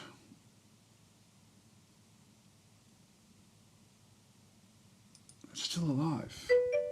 What's going on? Oh, you need to tick the time over. Okay.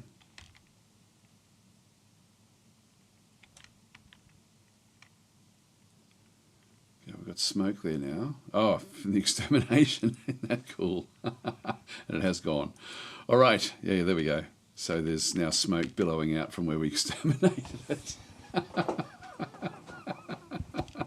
All right. So there should be a guinea corpse. It's a spray pot. It looks like it's actually completely been destroyed in a puff of smoke. That's pretty cool. Okay, well, at least we got rid of that one. So that's done. Now that's going to then mean that the military no longer has any reason to be here. God, there's a heap of them there. Off you go, guys. There's the smoke billowing away. That's going to make them a bit sick. So there's some of them are going to become unhappy with all of this going on. Yep, so that's fine. I don't know what happened there. That was very, very strange. So the smoke disappears. All right, that was I like the smoke effect, I've got to say. Okay, everyone seems to be okay. We can just go and check. There's no one that's injured or anything, so there's nothing that we really have to concern ourselves with. Thank you for mentioning the exterminate command there. That was good. Who did that one for me? Saw it there somewhere. Orangutans? Yeah, exterminate. Yeah, there we go. Thanks, orangutans. Yeah, and there we go. Exterminate. This kills the item which, on the tile you have selected. Yeah, with the keyboard cursor, which unfortunately had a lot of other kids there as well. I'm still got 100, so we're okay there. That all sort of worked. I don't know what happened there, but that seemed to be a. Oh, there we go. We've actually got DasTactic, the dwarven child, is unconscious, but has since moved on. So has woken up. So a lot of them were completely exhausted. Orangutan's saying it was someone in YouTube, I think, because I wasn't the first. Oh, okay. Who was it? I do want to thank whoever that was in YouTube, maybe. Oh, there we go. Sigismundo, thank you. Yeah, there we go. So thanks, Sigismundo. So click on the character screen for your target, the command exterminate this. Okay, cool. Thank you very, very much for that one. Yeah, that's very much appreciated. So, because that was just not working. I don't know what the problem was there. I'm going to. We've got some of these things which are just set up to be locked away, but we don't want that to be the case either. So I'm just going to go and still throw away a lot of this stuff. Just got heaps of it, so I'm just going to keep on dumping, like a lot of these skulls and things. We're generating so many of them. We just don't need them. And so down below here is where we've got like a pile of skulls and stuff which we're just throwing away. So all the rubbish gets placed into there. All right, so that was a bit of misadventure for us. This one now is this petition. That one is still not actually active.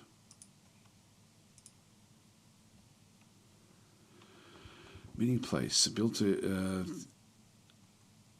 any members if guild is established. How do we establish the guild? Meeting place is already at 2,000. What I'll do is I'll engrave, do a bit of engraving just to sort of push it up. So it must be close to being good enough to be the guild. So we will do some engraving down through here and here, and see if that actually then raises what we need to get it to become a an actual guild. Dwarven child is fighting. That will just be them saying something. So this is still really struggling. Okay, so still standing up. So still they're just making their way to go off and rest somewhere. Actually, let's go and check our bedrooms as well. Yeah, this is actually all good. This is still remembering what it needs to do, which is fine. This actually has to now be smoothed right out. This is the Queen's chambers. Pretty small, but we're going to have to try to really get these up and being quite special if we can. So Began saying, it's time for me to eat. If I die, I hope that my zombie eats everyone. Okay, so Bill was in saying, well, that's one thing I don't understand, is when you have like a farmers guild going and it then petitions you to start a farmers guild, can you... Yeah, so what actually happened was we end up with petitions that came through, and we have this, and this is actually showing up through DF Hack, but there are petitions, I'm not even sure where they show up, to be honest. They'll be in, will it be the nobles through here? Different objects. Work orders, yeah, it won't be any of these places. Tasks, no, I'm not sure where it actually shows up in the base game, but if you're using DF Hack, it just comes up in the bottom through here. So, and I did actually agree to this one.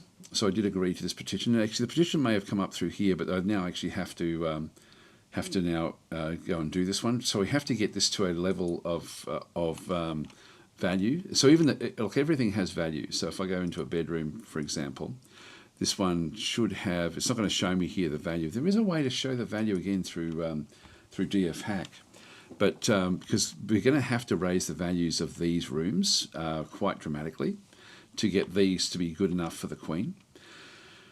So we'll end up, I'll smooth everything to start with, then we'll actually probably put gold flooring down with these different rooms and sort of deal with it that way. So that's, yeah, value is important. So particularly for those, for this location in here, when we have a look at this one, it does show us, because it's a requirement, is we need to get to over 2,000 value.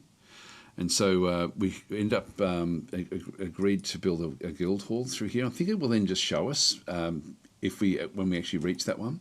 We do have one at further down in the fortress, down in here. This one here is a guild hall that is also 20 members, and so this guild hall has a value of 2,750-ish, you know, sort of around about that sort of level, and it's just a guild hall. So this one here has got 20 members, and so this one has been established. That one there, I've got the, I'm pretty sure it doesn't matter about which one I select up through here. I think it is just the this value. It's just not quite at that value for the other one.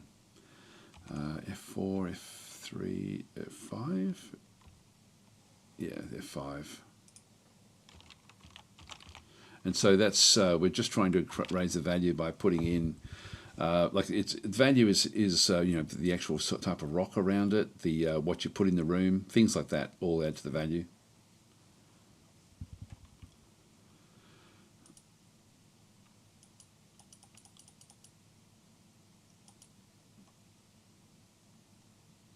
Yeah, nothing much there that we need to really worry about. So the zombies are fighting outside. So we're throwing all this into this pit.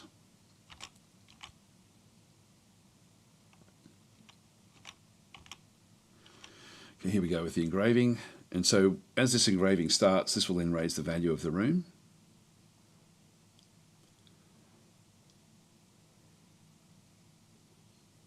And we should then get a message.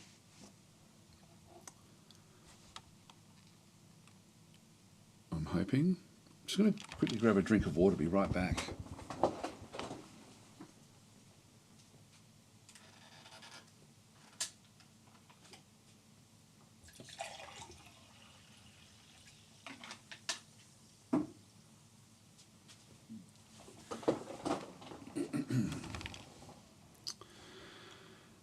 If I look at this room again, yeah, so it's still close-ish.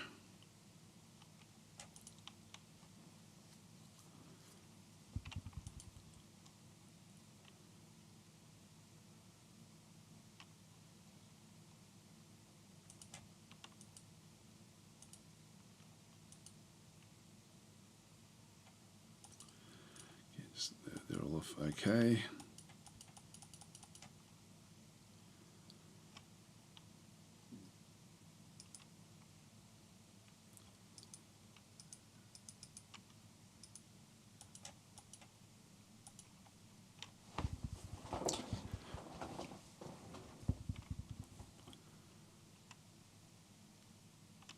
Oh, okay, now stray yak cow has been slaughtered. So we've got auto butchering on. This is where we have to be a bit careful that things don't come back to life. So we've got these kids in the butcher's shop in through here. What we're looking for is the parts of the stuff will come back to life, and we have to be a bit careful of this cow hair. These are all been set to be picked up, to be allocated. So hopefully someone will come and do that even before it comes back to life. There's already something in there. Weapon trap is ready to go. Yeah, this is actually where something where yak leg skin has actually come back to life and been then chopped in the trap, and we've got mangled. Yeah, so we've got mangled skin, yak bull mangled skin in through here as well. So these are being. I'll just go and chuck these away. That one there is that one's still okay to be butchered, so we can still butcher that one. But these are like we've actually got we've got traps in here to kill the undead elements when they come back to life. And someone has to go and then tan these. There we go. So he's gone up to start to tan the. So he's got that leg skin, and he's now tanning the hide. And it has to be done before it comes back to life.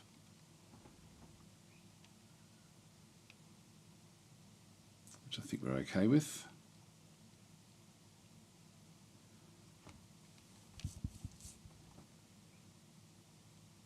Yep. So we've now got yak leather is now on the bottom there, and that's fine. The yak leather won't come back to life, but but again in the butcher's shop itself, there's nothing left in there. Okay, they've cleaned it out pretty well. So there's nothing else in there that we have to concern ourselves with.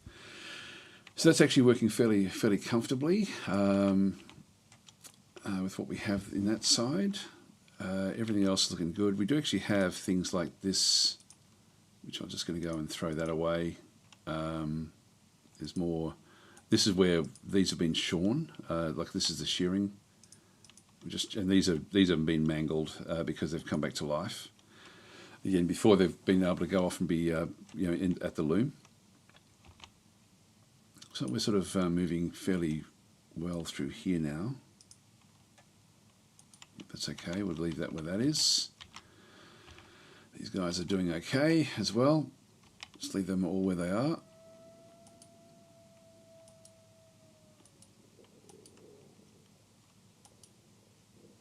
Yeah, it's still running goo outside, that's alright. So we'll just move all them off.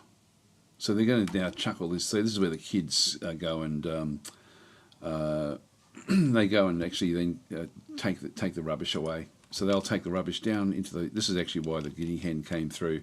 They got to this point and then it came back to life at this point, and then it started attacking everyone. But they'll then throw that down into there. There it goes. So the wool then goes down, and it's sort of that's what's actually happening there with that dumping pile. Everything else looking good there. Come on, this must be close. I've missed something with this. Saying there is sound. Yeah, I've got it up a little bit, but it's quite low, the actual sound effects in the game. That I've turned it down to a fairly low level. Okay, come on. What's going on here?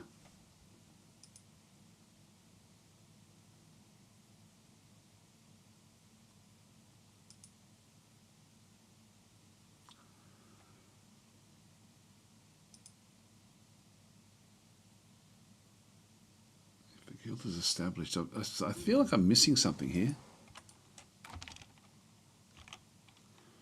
Let's just keep on going with this and just see. She's got to be able to be pushing this value up with these, with what she's putting on the ground here.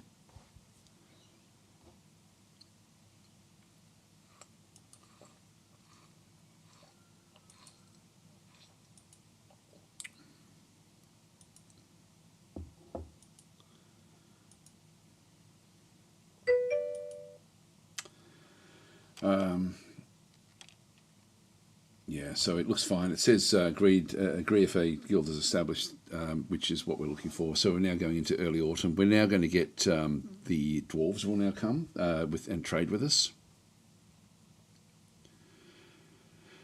So we'll wait for that to happen as well.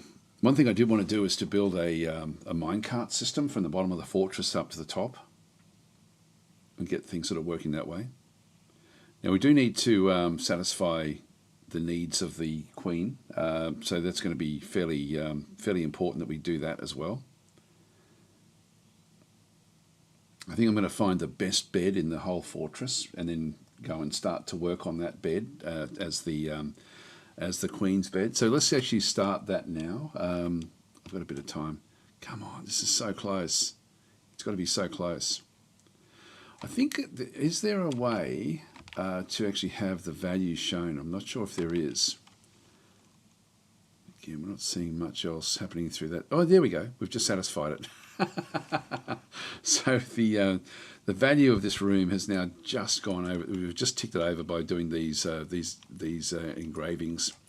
And so, yeah, Guildhall, about 2,000, next is at 10,000. So at this point, only members can visit if the guild is established, which is fine. So we've got 14 members here for the crafting guild.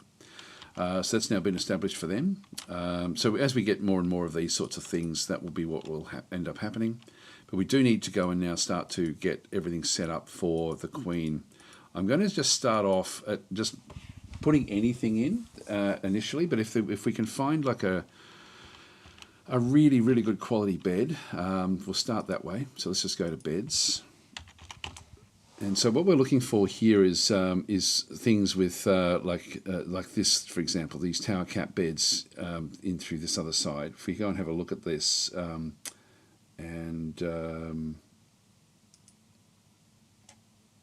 value 30. It's not much, but it's at least they're better value than some of the crappy ones. Like this one here is tower cap bed without anything. So it's not really good craftsmanship. And so this one's only value 10. So getting the highest value for the queen is going to be important. Let's just go back to the beds again, and look for high value. It's fungi wood beds. I forget which nether cap I think is usually pretty good, quality with when it does things. It's only 18. All right. So that one's. So I think we go back to, maybe we'll try a fungi wood bed and just see if that actually works.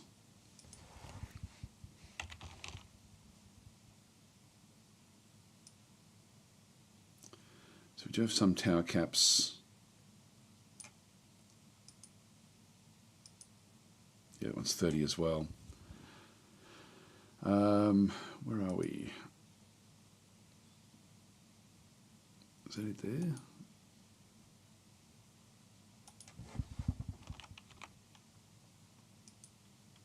Yeah, that's a fungi wood bed. Okay, I'm going to disassemble this one. So remove that building. And we'll just wait until it actually comes good. Now the other thing we're still making beds everywhere as well.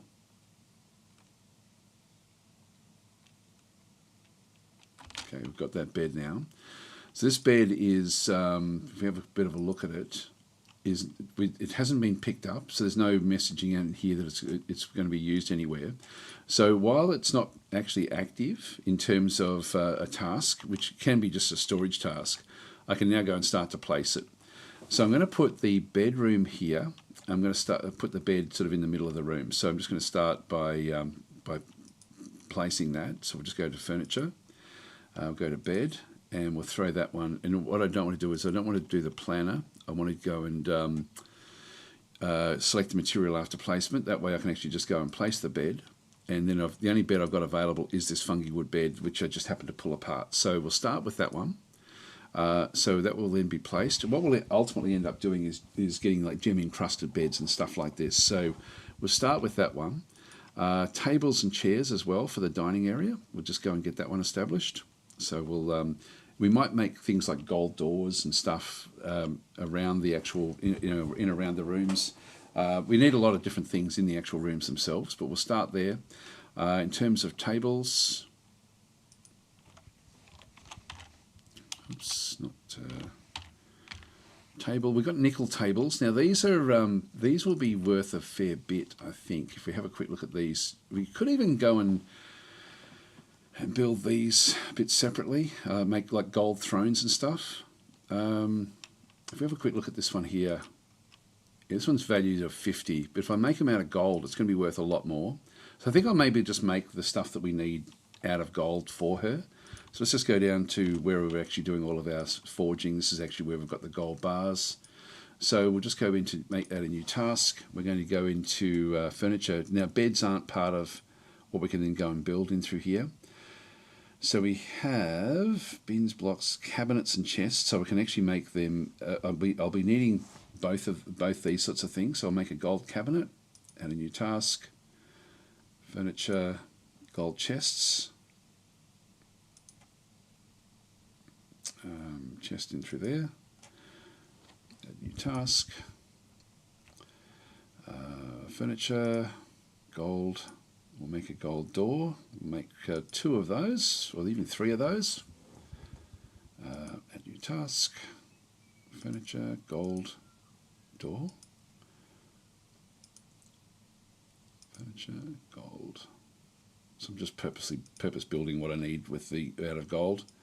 So we've got chests, doors, add new task. We're going to be needing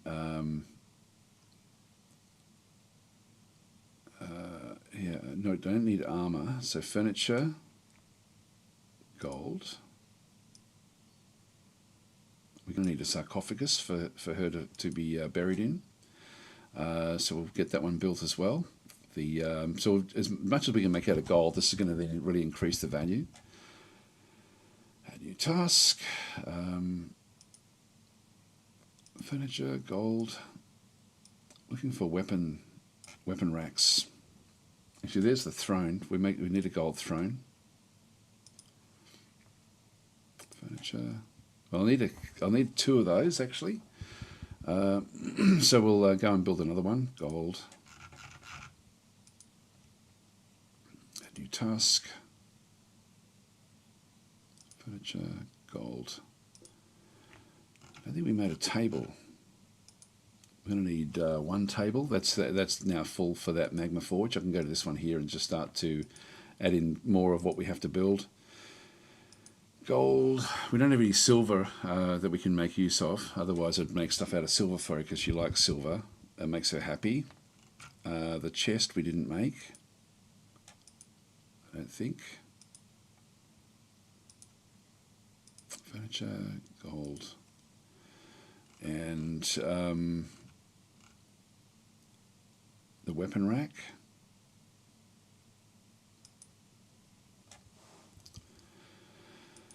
Add new task. So this will be furniture, gold, and there should be another one as well. There was weapon racks and armor stands.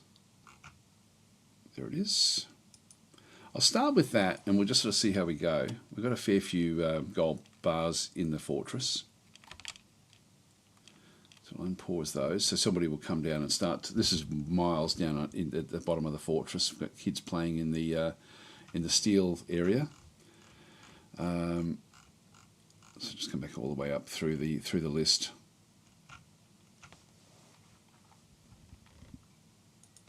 There's the mayoral quarters. I think I might smooth this out as well, just so that she's got like nice areas everywhere. That bed has now been placed, and we'll just smooth all this out as well. So I'll start with the when we get things, what I can do is just go in and actually start to build things. For example, like we need to have an office, which is the actual throne room.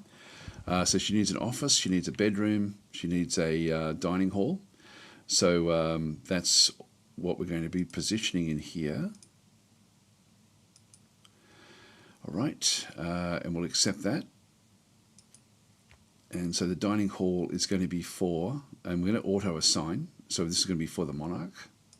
It says Tosid will then actually take over this dining hall, even though there's nothing in it. So she's going to be, this is not going to be anywhere near good enough for what she requires, but we'll eventually just sort of build it all up. Then we've got the, so that one's fine. So that's for her. This next one, we're going to assign, like not a dining hall, but we're going to go in and do a bedroom. Again, just assign it into there. And this is going to be through that one. There is an overlapping room, which sort of, you end up with sort of like diminished returns on different things, but like in this case, I'll just let it go. This will be fine. So we'll just go and allow it. This is going to be assigned to the monarch. So we do have an overlapping bedroom through there. What I can do is I can go back into these. I might just have them sort of remove, we might just remove some of their, repaint this zone. We'll just move that one back there. All right, and then we'll go to this one and repaint, just so that they're not overlapping her bedrooms or any of her stuff. In fact, that's the bedroom. The bedrooms are the problem, that they're actually overlapping her bedroom. We didn't get the same one when we were overlapping the bedrooms up through here, so we'll accept that. And we don't want to be sharing the good quality with these guys. There we go. So we'll just make their bedrooms a little bit less. They don't get the benefit of this wall. All right, so if we now go back across into here, just make doubly sure that we have, actually that's, we're going to have to ditch this as well. I think the bedroom has to be on its own area. I'll just move this one off. That way it's contained just inside this little area, and that way the meeting room is there. That will be okay, so we'll accept that. And so this is the bedroom. There's no overlapping areas of this particular bedroom anymore. I'm almost tempted to do it this way, to ditch that side and put the bedroom back.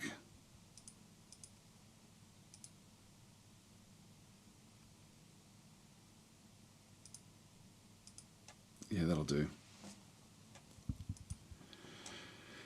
All right, so that's where they are.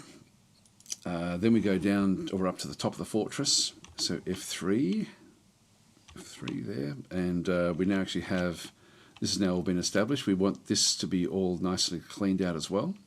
Just going to go and smooth the big sarcophagus area, and so this is going to ultimately be her throne room. We'll just go into here, place zones, and so this is a meeting area. Oh, sorry, office. I think that's what we need for a throne room. I'll just bring it in this way.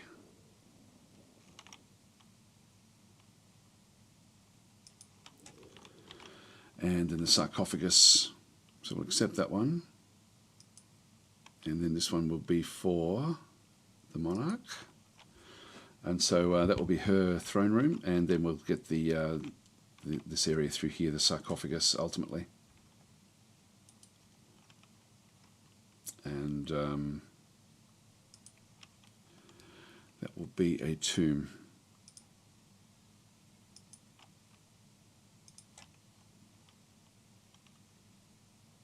To the monarch. So what that then does is the monarch will then, has got different abilities or different requirements, and so we can see through here that the monarch requires, also what do we need through there? Needs one chest, no cabinets are required, but we'll still bring them in. Actually, sorry, we've got one chest, needs 10 chests, needs 5 cabinets, needs 5 weapon racks and 5 armor stands. So that's actually what the actual extra requirements are, and then she needs all of these to be royal quality through here, which is actually going to be fairly hard. So we have to slowly sort of build these things up. So the yes, we need 10 chests. So I'm going to have to check on my gold, on what we're doing with the gold, just to sort of make sure that actually is all going to work. Let's just unpause and just let them smooth. Whoa, an ambush! All right, so this is interesting. So now we've got some fun happening. So we now actually have an ambush, skulking vermin. Where's this? Oh, here we go. This is pretty cool. These are 5 invaders that have actually come through. These are kobolds, and They're going past where they've come in once before from in here. There's another one down through this other side. So these have mainly got bows, as we can sort of see through this other side. So Cobalt Bowman back in through here, Gokus, Cobalt Bowman through this other side. So they're actually, so they're just going to attack straight away with this what was happening through this other side. Let's just get rid of all of this messaging. All the sparring can now be done. Sev has now been interrupted by a Yak Bull here. We might just quickly go and have a look at that one. Back in here, as it was being thrown away. But this is actually, they just stamp on it and then it's sort of killed off. Chuck that away, we don't need that. All right, so that's all happening. Process plants has been, okay, that's okay. Look, I think we just go out and meet these guys. I don't think there's any real issue with fighting these. So let's wait for them to come into the fortress and we'll just kill them off with our military. Our military is now really, really quite strong. So if we go back up to F1, this is the actual entry. I'm going to let them come through. Kobolds can generally avoid traps, so we'll see if they can do that. And then we'll meet them here. Right in this location here. So as they come in, we'll sort of just be sitting on this drawbridge. So we'll go to these guys and just tell them to go to station order. We'll just station them here. All right, so they're all sparring and getting ready to do stuff. They're right here. So we've got them very, very close to the entrance of the fortress. So they'll just move off into that location. As we come back up, that's been locked off, that door. The kobolds can break through doors as well. They can pick locks, so we'll see what actually happens there. But either way, we're going to be close enough to deal with them. Let's see what they get up to. Where are they? They're back over here somewhere. Here they come.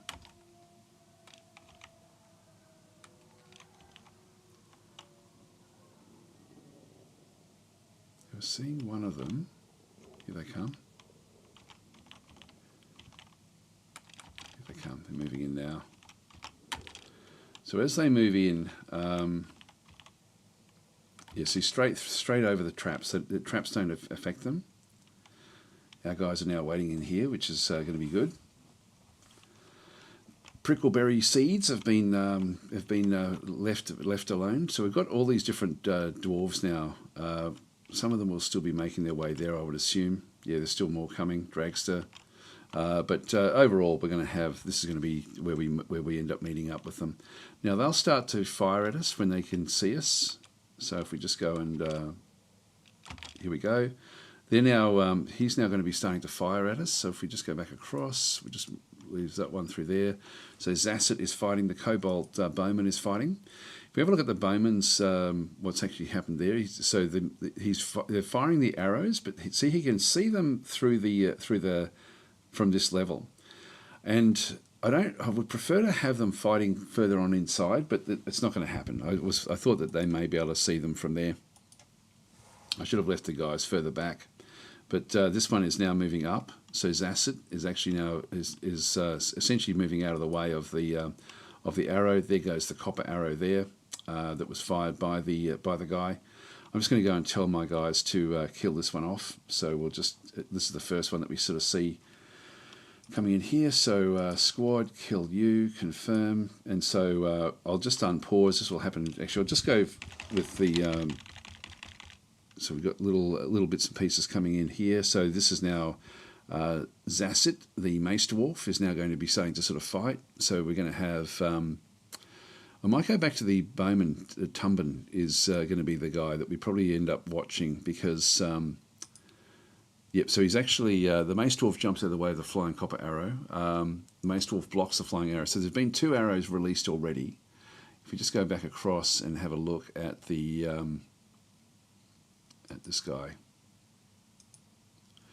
And we've got that on pause, so I'll just watch what actually happens with him being attacked. Mace Dwarf bashes the Cobalt Bowman in the lower body with a steel mace, bruising the muscle and bruising the guts through the small Rami tunic. He's not wearing any armour. Mace Dwarf bashes the Kobold in the head, bruising the muscle. The force bends the neck, tearing apart the fat. And so a tendon in the upper spine has been torn. And now with that, because the spine has been torn, like it's now essentially lost hold of the bow and has fallen over. So he's fallen over. Kobold misses the Mace Dwarf, so he's sort of flailing out at it. Bashes in the upper body, bruising the muscle, bruising the liver. Misses again, and then the Mace Dwarf strikes the Kobold Bowman in the right hand with a steel shield, and the injured part is crushed. Artery's been opened, force bends, and so we've got this one sort of coming back through. Mace Dwarf bashes the Bowman in the upper leg. Ligament has been torn. This is happening in sort of like split-second type stuff. Spear Dwarf is now there as well. And so actually he stabs the Bowman in the right hand, and the severed part sails off in an arc. That one may come back to life. Misses the Mace Dwarf. Spear Dwarf punches the Kobold Bowman in the right lower arm. Injured part collapses in a lump of gore. So this is just, you can see with the steel armour and stuff, their guys are just really, really strong. Ligament has been torn. This is why when we were fighting that guinea hen, that shouldn't have, like something went wrong there with the kill. Anyway, this thing has been absolutely smashed apart. So they're completely obliterating this goblin. And we can see through here, we're going to sort of see that there's going to be blood, smattering of kobold blood in through there. We're still not seeing any of the other bits and pieces. There are stuff that has been locked away now as we are fighting it. So over the top through here we have Zasset, the Mace Dwarf, is on top of the kobold. The kobold is here, bleeding heavily, and is now winded. And so essentially, if we have a look at the health, and it's winded, cannot breathe, ability to stand has been lost, ability to grasp has been lost, and its description here is just from that little bit of attack that went through. Right foot is mangled beyond recognition, right foot is dripping kobold blood, right lower arm is mangled beyond recognition, right lower arm is dripping kobold blood, left upper leg is broken, the left upper leg is bruised, the neck is torn open, neck is bruised, the head is bruised, the guts is bruised, the liver is mangled beyond recognition, lower body is bruised, his upper body is bruised, his right ankle is mangled, right ankle is droozing blood, and your right hand is spraying kobold blood. His right elbow is oozing kobold blood as well. His right hand is gone, so that's been severed by the spear, so that's actually sort of now gone off. If we have a look underneath here, we'll then sort of see there is that's a chinchilla corpse. I'll leave that one where that is. We should have other things. We've got there we go. Tumblin's mangled right hand, so that's been chopped off along with the bow that he then dropped as well. So just in that one little fight so far. Now, where is the other goblins? Where are the other kobolds? They should be on their way. Here they come. So they're a little way away. What we'll do is we'll kill this one off, and then which will happen very, very quickly, and then we'll move our guys away from this particular zone. So let's just sort of push forward until we sort of get the kill. Seeing the guys are all in here now. So we've got that's the iron bow, right hand, and now left hand as well. So both hands have been chopped off with what is so poor old guy. He's struggling here. And he's on the ground as well. The little drop down arrows when he shows up as sort of listed there. Let's just keep it going. And he's now been killed. So we have mutilated corpse. Now what I want to do, the squad is no longer, it's now gone back to routine training. And one thing we just could be aware of is, are they aware of the other guys coming in? They're still a long way off. So what I'm going to do is I'm going to let them come into the fortress a bit more. So rather than shooting at us from up in here, I'm going to tell my guys to go and sit further back. So here comes even more of them. So more of them are sort of making their way up. Could have been eating or doing something else, so they're sort of all still getting in through here. We may be better to fight. I think I'll actually move them all the way back to there. So we'll just go in and assign the station order. There. All right, so let's see if they will do that. They may not honour it. No, they're not. They're not going to honour it. They're aware. Sure, or are they? Did they move off? Where did they all go to?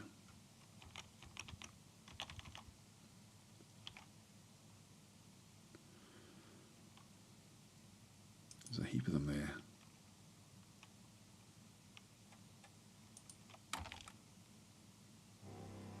Oh, we've got an actual assault that's coming as well, now that we've got a queen and all that sort of stuff. So a vile force of darkness has now arrived.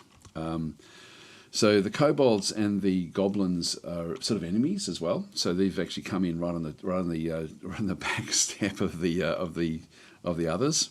So we'll just go and click on OK, and we'll just go and see what's happening through here. So a vile force of darkness has arrived. If we have a look at them, so and there'll be a lot more arriving. So what we want to do is we want to finish off with the kobolds before we then deal with these guys. These guys are going to be much better equipped. So these are goblin bowmen, but their items will be, you see, copper breastplates, things like that, helmets. The kobolds don't have this sort of stuff. This is another crossbowman. Crossbowmen are a bit troublesome. The crossbows can actually hit through the bolts, can go through armor. So steel is actually fairly good against that, but this is actually something we do have to be careful of. This one here is wearing iron.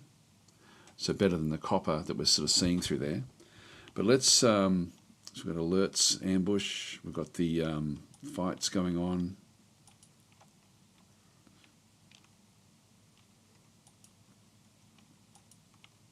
I don't want to be outside when this thing arrives, when this group gets there. And they're literally following in, minutes behind these other guys. So we want to get our guys away from this. If we can. There they go, they've gone inside. That's good. I'm actually tempted to allow the goblins in as well. We should be able to capture them if we just leave everything open. Now, this thing has been mangled, so we've got a mangled corpse, and I'm assuming that we're going to, this one possibly is already frozen. It's got frozen blood already with the coldness outside. So yeah, that's all happening. These guys are just going to be talking. That's going to be the last of what they are doing, I would imagine. Oh, Mace Dwarf stands up. So yeah. Anyway, we're not going to have to worry about this. There won't be any damage that was probably done to our guys. All right. Well, let's just go and wait for these guys to now arrive. Here comes the next one.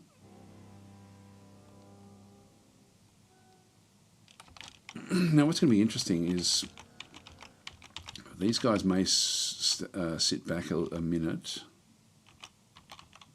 What the hell are they?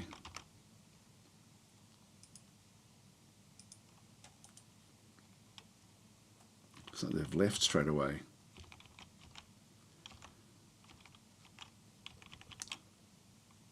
I don't think they can hide. So I'm assuming that they're still around here somewhere. There's a undead chinchilla.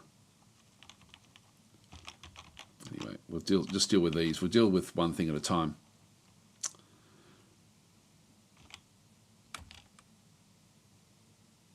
Here it comes. Oh, see how it can just go straight through the doors? This is actually what we have to be a bit careful of. So we're going to have to now come through and essentially stop this from happening. So they're essentially thieves, and so they can just break straight through these doors, which then makes it difficult for us. So that was locked, that particular door. So this was passable. I need to retake the door now to re-forbid it. And so now the threat is no longer here, it's actually now up in here. And so so we have to go all the way around this long way to then try to meet up with that particular one. It's then going to be attacking our guys in the fortress. And we don't have any real good protection from this area. So they're going to be able to do a lot of damage straight away. Now, the only real way I have to deal with this is to chase them down, because they did actually come all the way through. I didn't give them enough of a target. I'm just going to try to block that one off, but it's not going to do anything. Well, I'm going to have to chase this one down, so let's just go and make that the target. Confirm, and our guys will now come in and try to kill this one. Snatcher, protect the children. So we now actually have a snatcher, which is this guy here. Oh, hang on. There's one that's in that trap. Oh, there was a goblin thief as well at exactly the same time. God, it's all happening. So a goblin thief actually came through, but happened to get caught. So this guy was a child snatcher. So it was coming into the fortress to try to snatch a kid. So we did have one of our traps established there. Our guys underneath are coming up through here. They'll meet the others, but we have to keep on going to kill this one off. So let's just move it down. Now we're going to here they go. They've avoided that one. They should be able to chase this one down through the... Now, this one can fire arrows, and we can see down through there Toulon's twisted dwarf, blood in through here. So we now actually have a... so they're now firing down the stairwell at our people. And so if we have a look at Toulon the bowyer, look at the health, heavy bleeding, ability to grasp somewhat impaired. If we have a look at the description, left arm is broken. Actually, what's happened through there? Something's actually happened there. Let's have a look and see what happened. Oh, the goblins are fighting. Oh, the chinchilla was fighting the goblins. Okay, that's all right. So the guys outside... Now, what happened here? Okay, so a flying iron arrow strikes the bowyer in the upper body, tearing the muscle and fracturing the right floating ribs through the vest. Iron arrow is lodged firmly in the wound. Says I must withdraw. He pulls out and drops the iron arrow. So that happened somewhere in around there. Another one strikes him in the left upper arm, chipping the bone. The tendon has been torn. And so he's now taken 2 arrows. So that's Toulon, which is... That's item... That's Toulon the bowyer there. We've got kids now coming through as well. So he's standing at the top firing arrows at our guys. We're going to soon get a message here that we've got a problem with essentially with injured units. But let's just go and press the space bar again. It was just Bowyer. I'll just keep it going there until we sort of see another piece of information. Bowyer is fighting yet again.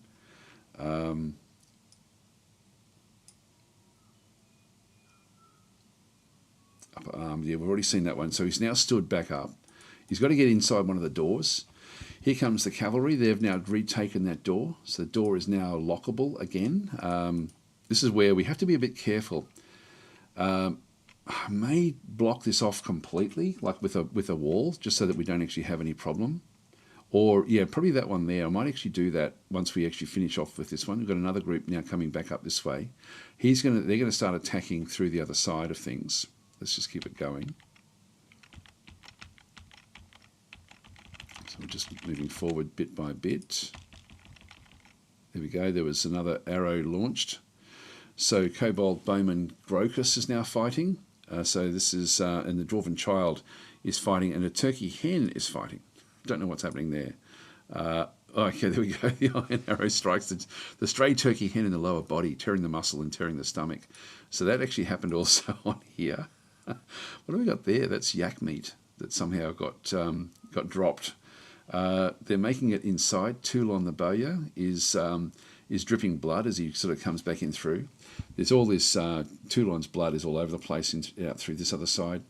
The abbot, so Atir the abbot is coming in. He's still currently healthy. Yeah, Toulon is bleeding. There was a kid in here as well. Where's the kid got to? This is where things can go dramatically bad depending on who's attacking you. I'll just get rid of that alert. Yeah, so Free Zerin, the weaponsmith, also cancels eating, which is where the yak meat gets dropped. And so Free Zerin is in here somewhere, I'm guessing. Maybe even further down. There goes Mayfall, the kid.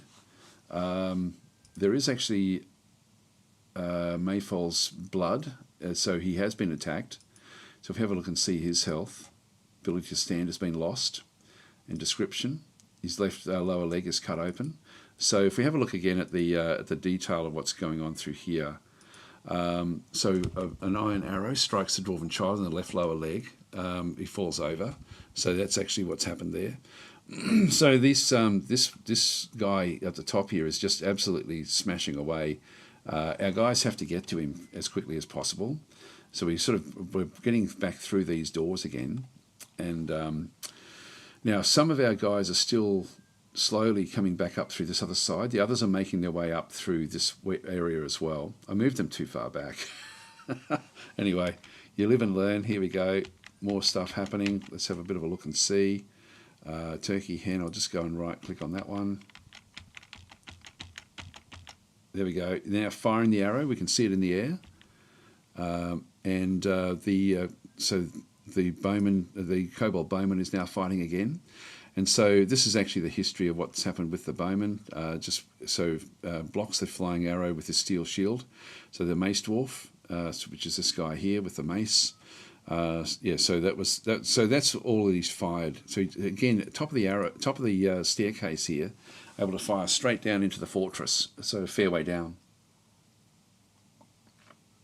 Hi Byphon, how you going? So Tenra is saying, quick question, you recommend Armageddon Empires? I'm looking for something new. That's old, Armageddon Empires, that's really old. I wouldn't recommend it now, but it's a great game back in the day. So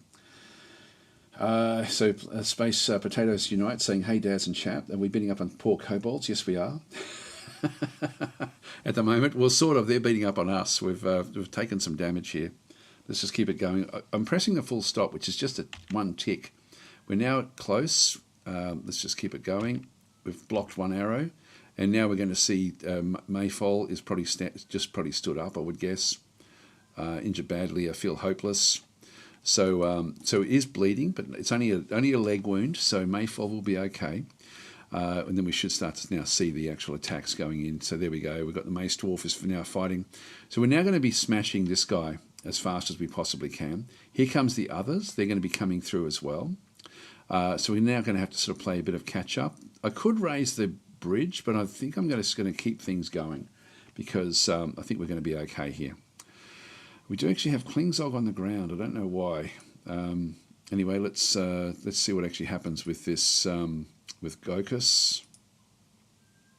So the very last thing here is the Mace Dwarf bashes the kobold bowman in the left foot with a steel mace, bruising the muscle. So we're just going to keep on pushing through. More attacks going in. So again, if we have a bit of a look, so this one's now moving away. It's now on the ground. If we go and have a look at what's happened with his attacks, so you can see through there, we bashed the kobold in the left foot with the steel mace, bruising the muscle. The Mace Dwarf then charges at the bowman, collides with the bowman, and is then knocked over and tumbles backwards. So that's actually what we're currently up to. Let's just let it go. It stands up, bashes in the lower body with the steel mace, bruising the muscle and bruising the spleen through the Kenaf tunic. I'll let it keep on going a little bit longer. Bashes in the right hand, bruising the muscle, and charges again, collides, is knocked over and tumbles backwards. Let's just go back out. We now these guys still haven't gone around the corner yet. This is Dwarf, the kobold bowman again. This one is still clutching onto everything, but is now on the ground with the maceman. Tun the Mace Dwarf is sort of now over the top of it. The goal is to kill Gokus, who did cause the troubles in the fortress. Let's just keep it going forward a little bit, and we'll just watch what actually happens here. Still holding on to everything, is stunned and bleeding. It's a Nova Sutra. There we are. And it's now dropped everything. It's now dropping the blood. This one is still coming around the corner, so it hasn't sort of made it just yet. Let's just see how long this one's going to last. It won't last very long. There we go. Do we smash it? Still alive. Winded, stunned, bleeding heavily. It will have now lost. I don't think is there anything else on the ground? There's only the copper bow, so we haven't actually broken off body parts. In fact, it's just Mace Dwarfs, two Mace Dwarfs, Zasset and Tun, that have actually made it there. Klingzog is still around the corner here, where we have Dazronka will come around the corner and start to fire at Klingzog. Just wait for that one to get there. There we go. There's an arrow that's already now launched at Dragster. If we have a quick look and see. Nothing much happening there just yet. Actually, that may have been a dropped arrow. Oh no, it's not sure. Oh no, sorry, that's the hammer that he's holding. So I think that yeah, Drax to the hammer. Another mace dwarf in through there. So he will now fire. This one's dead basically, and Gokus is still fighting there. Should see the arrow fired off from here fairly soon. There it goes. So now firing the arrow. And so we'll start to now see the Swords Dwarf Irush is fighting. And that's, yep, so stabs the human. So these are all still on the inside. This one hasn't arrived just yet. Okay, time to start to, I don't think that this, yeah, there we go. Mangled corpse there for Gokus. We've just got to see what the final attack was there for Gokus. So if we have a look at Gokus's last wound, bashes in the head with the steel mace, and the injured part is crushed. So we've crushed the head, which should mean that it won't come back to life. We now need to go back, and I'm going to try to move my guys back inside if we can. Here comes the others. I don't want to be fighting out here, so I'm just going to go and tell them to move into the stairwell. No, not going to do it. They're going to smack this guy. So this one here is going to be is now bleeding already. So we've got ourselves the hammer dwarf in through here, as well as the mace dwarf. I'll still keep this as the active goal, and we'll just unpause. Okay, there's more arrows now being fired from up in here at our guys. So as we sort of come back in, that's the mangled corpse there. Now they're going to keep on fighting out here, and we've got 6 invaders. Let's have a quick look and see. The others are coming back across. They're still a fair way back, but we're going to get drawn out, and then ultimately get these guys here. We'll have to attack them on the outside, I think. So I'm just going to try to keep them doing what they're doing on the inside here. So they've still got the station order. So go inside. No, off they go. So they're going to keep on fighting. There's only 2 of them. Let's send everyone else out. So we'll just go and do the full-on attack here. Confirm that, because I now need to make sure that all my guys are out here. So they're being attacked. That one's a fair distance away. Let's. We've now done that one. Let's see if we can somehow get them back inside. And we'll just try to get the station order there again. Nope, too late. Now, these guys hopefully will be far enough away that we don't trigger that. Let's just keep on going for it. In that case, we need to do the attack. I don't want to just have 2 of them attacking those other guys. Now, move back inside. Hopefully that's far enough away that we don't trigger. So they're feeling ill because they're outside in the goo, and I don't want them fighting in the goo. Station order again. Please go back. No, damn it. This Klingzog is dizzy and nauseous because he's outside in the goo. And no, these are now too close. Now we're going to have to attack. So the thing we have, so this guy is also dizzy just because, well, also they're outside. They're not used to being outside as well. So back we go. We're going to have to now take all these guys on. So attack. Out we go. So this is now going to be a much, much more difficult fight. And I have actually run out of time, unfortunately. I'm going to have to leave it here. So we'll have to leave it for next week, where we end up fighting the... so we've done all the kobolds. There's 4 goblins, but they've got armor, and they do actually have crossbows, which will get through my armor. You can see there's bolts, silver bolts. Silver bolts won't be as bad as we may think. Actually, we'll just go and confirm kill backs. Yeah, we'll just go with that one through there. So I think I'll have to leave it here, guys. So thanks for watching. We've got 2 injured citizens, so they've now been they're going to be taken to the hospital. But ultimately, it's now the this next lot of fighting, and where do we see with the others? We've got the Hammer Dwarf. Blocks the Hammer Dwarf Fear, blocks the flying copper arrow with the steel shield. This is what we, copper bolt. This is what we have to do up the top here. So anyway, there's a lot going on. There's a lot of fighting about to happen, and unfortunately Klingzog just was drawn into the fight. But we'll see how we go. Accomplished fighter, expert discipline. Well, not really, because he's not obeying orders. But the others will have to go off as well. There's Dragster as well.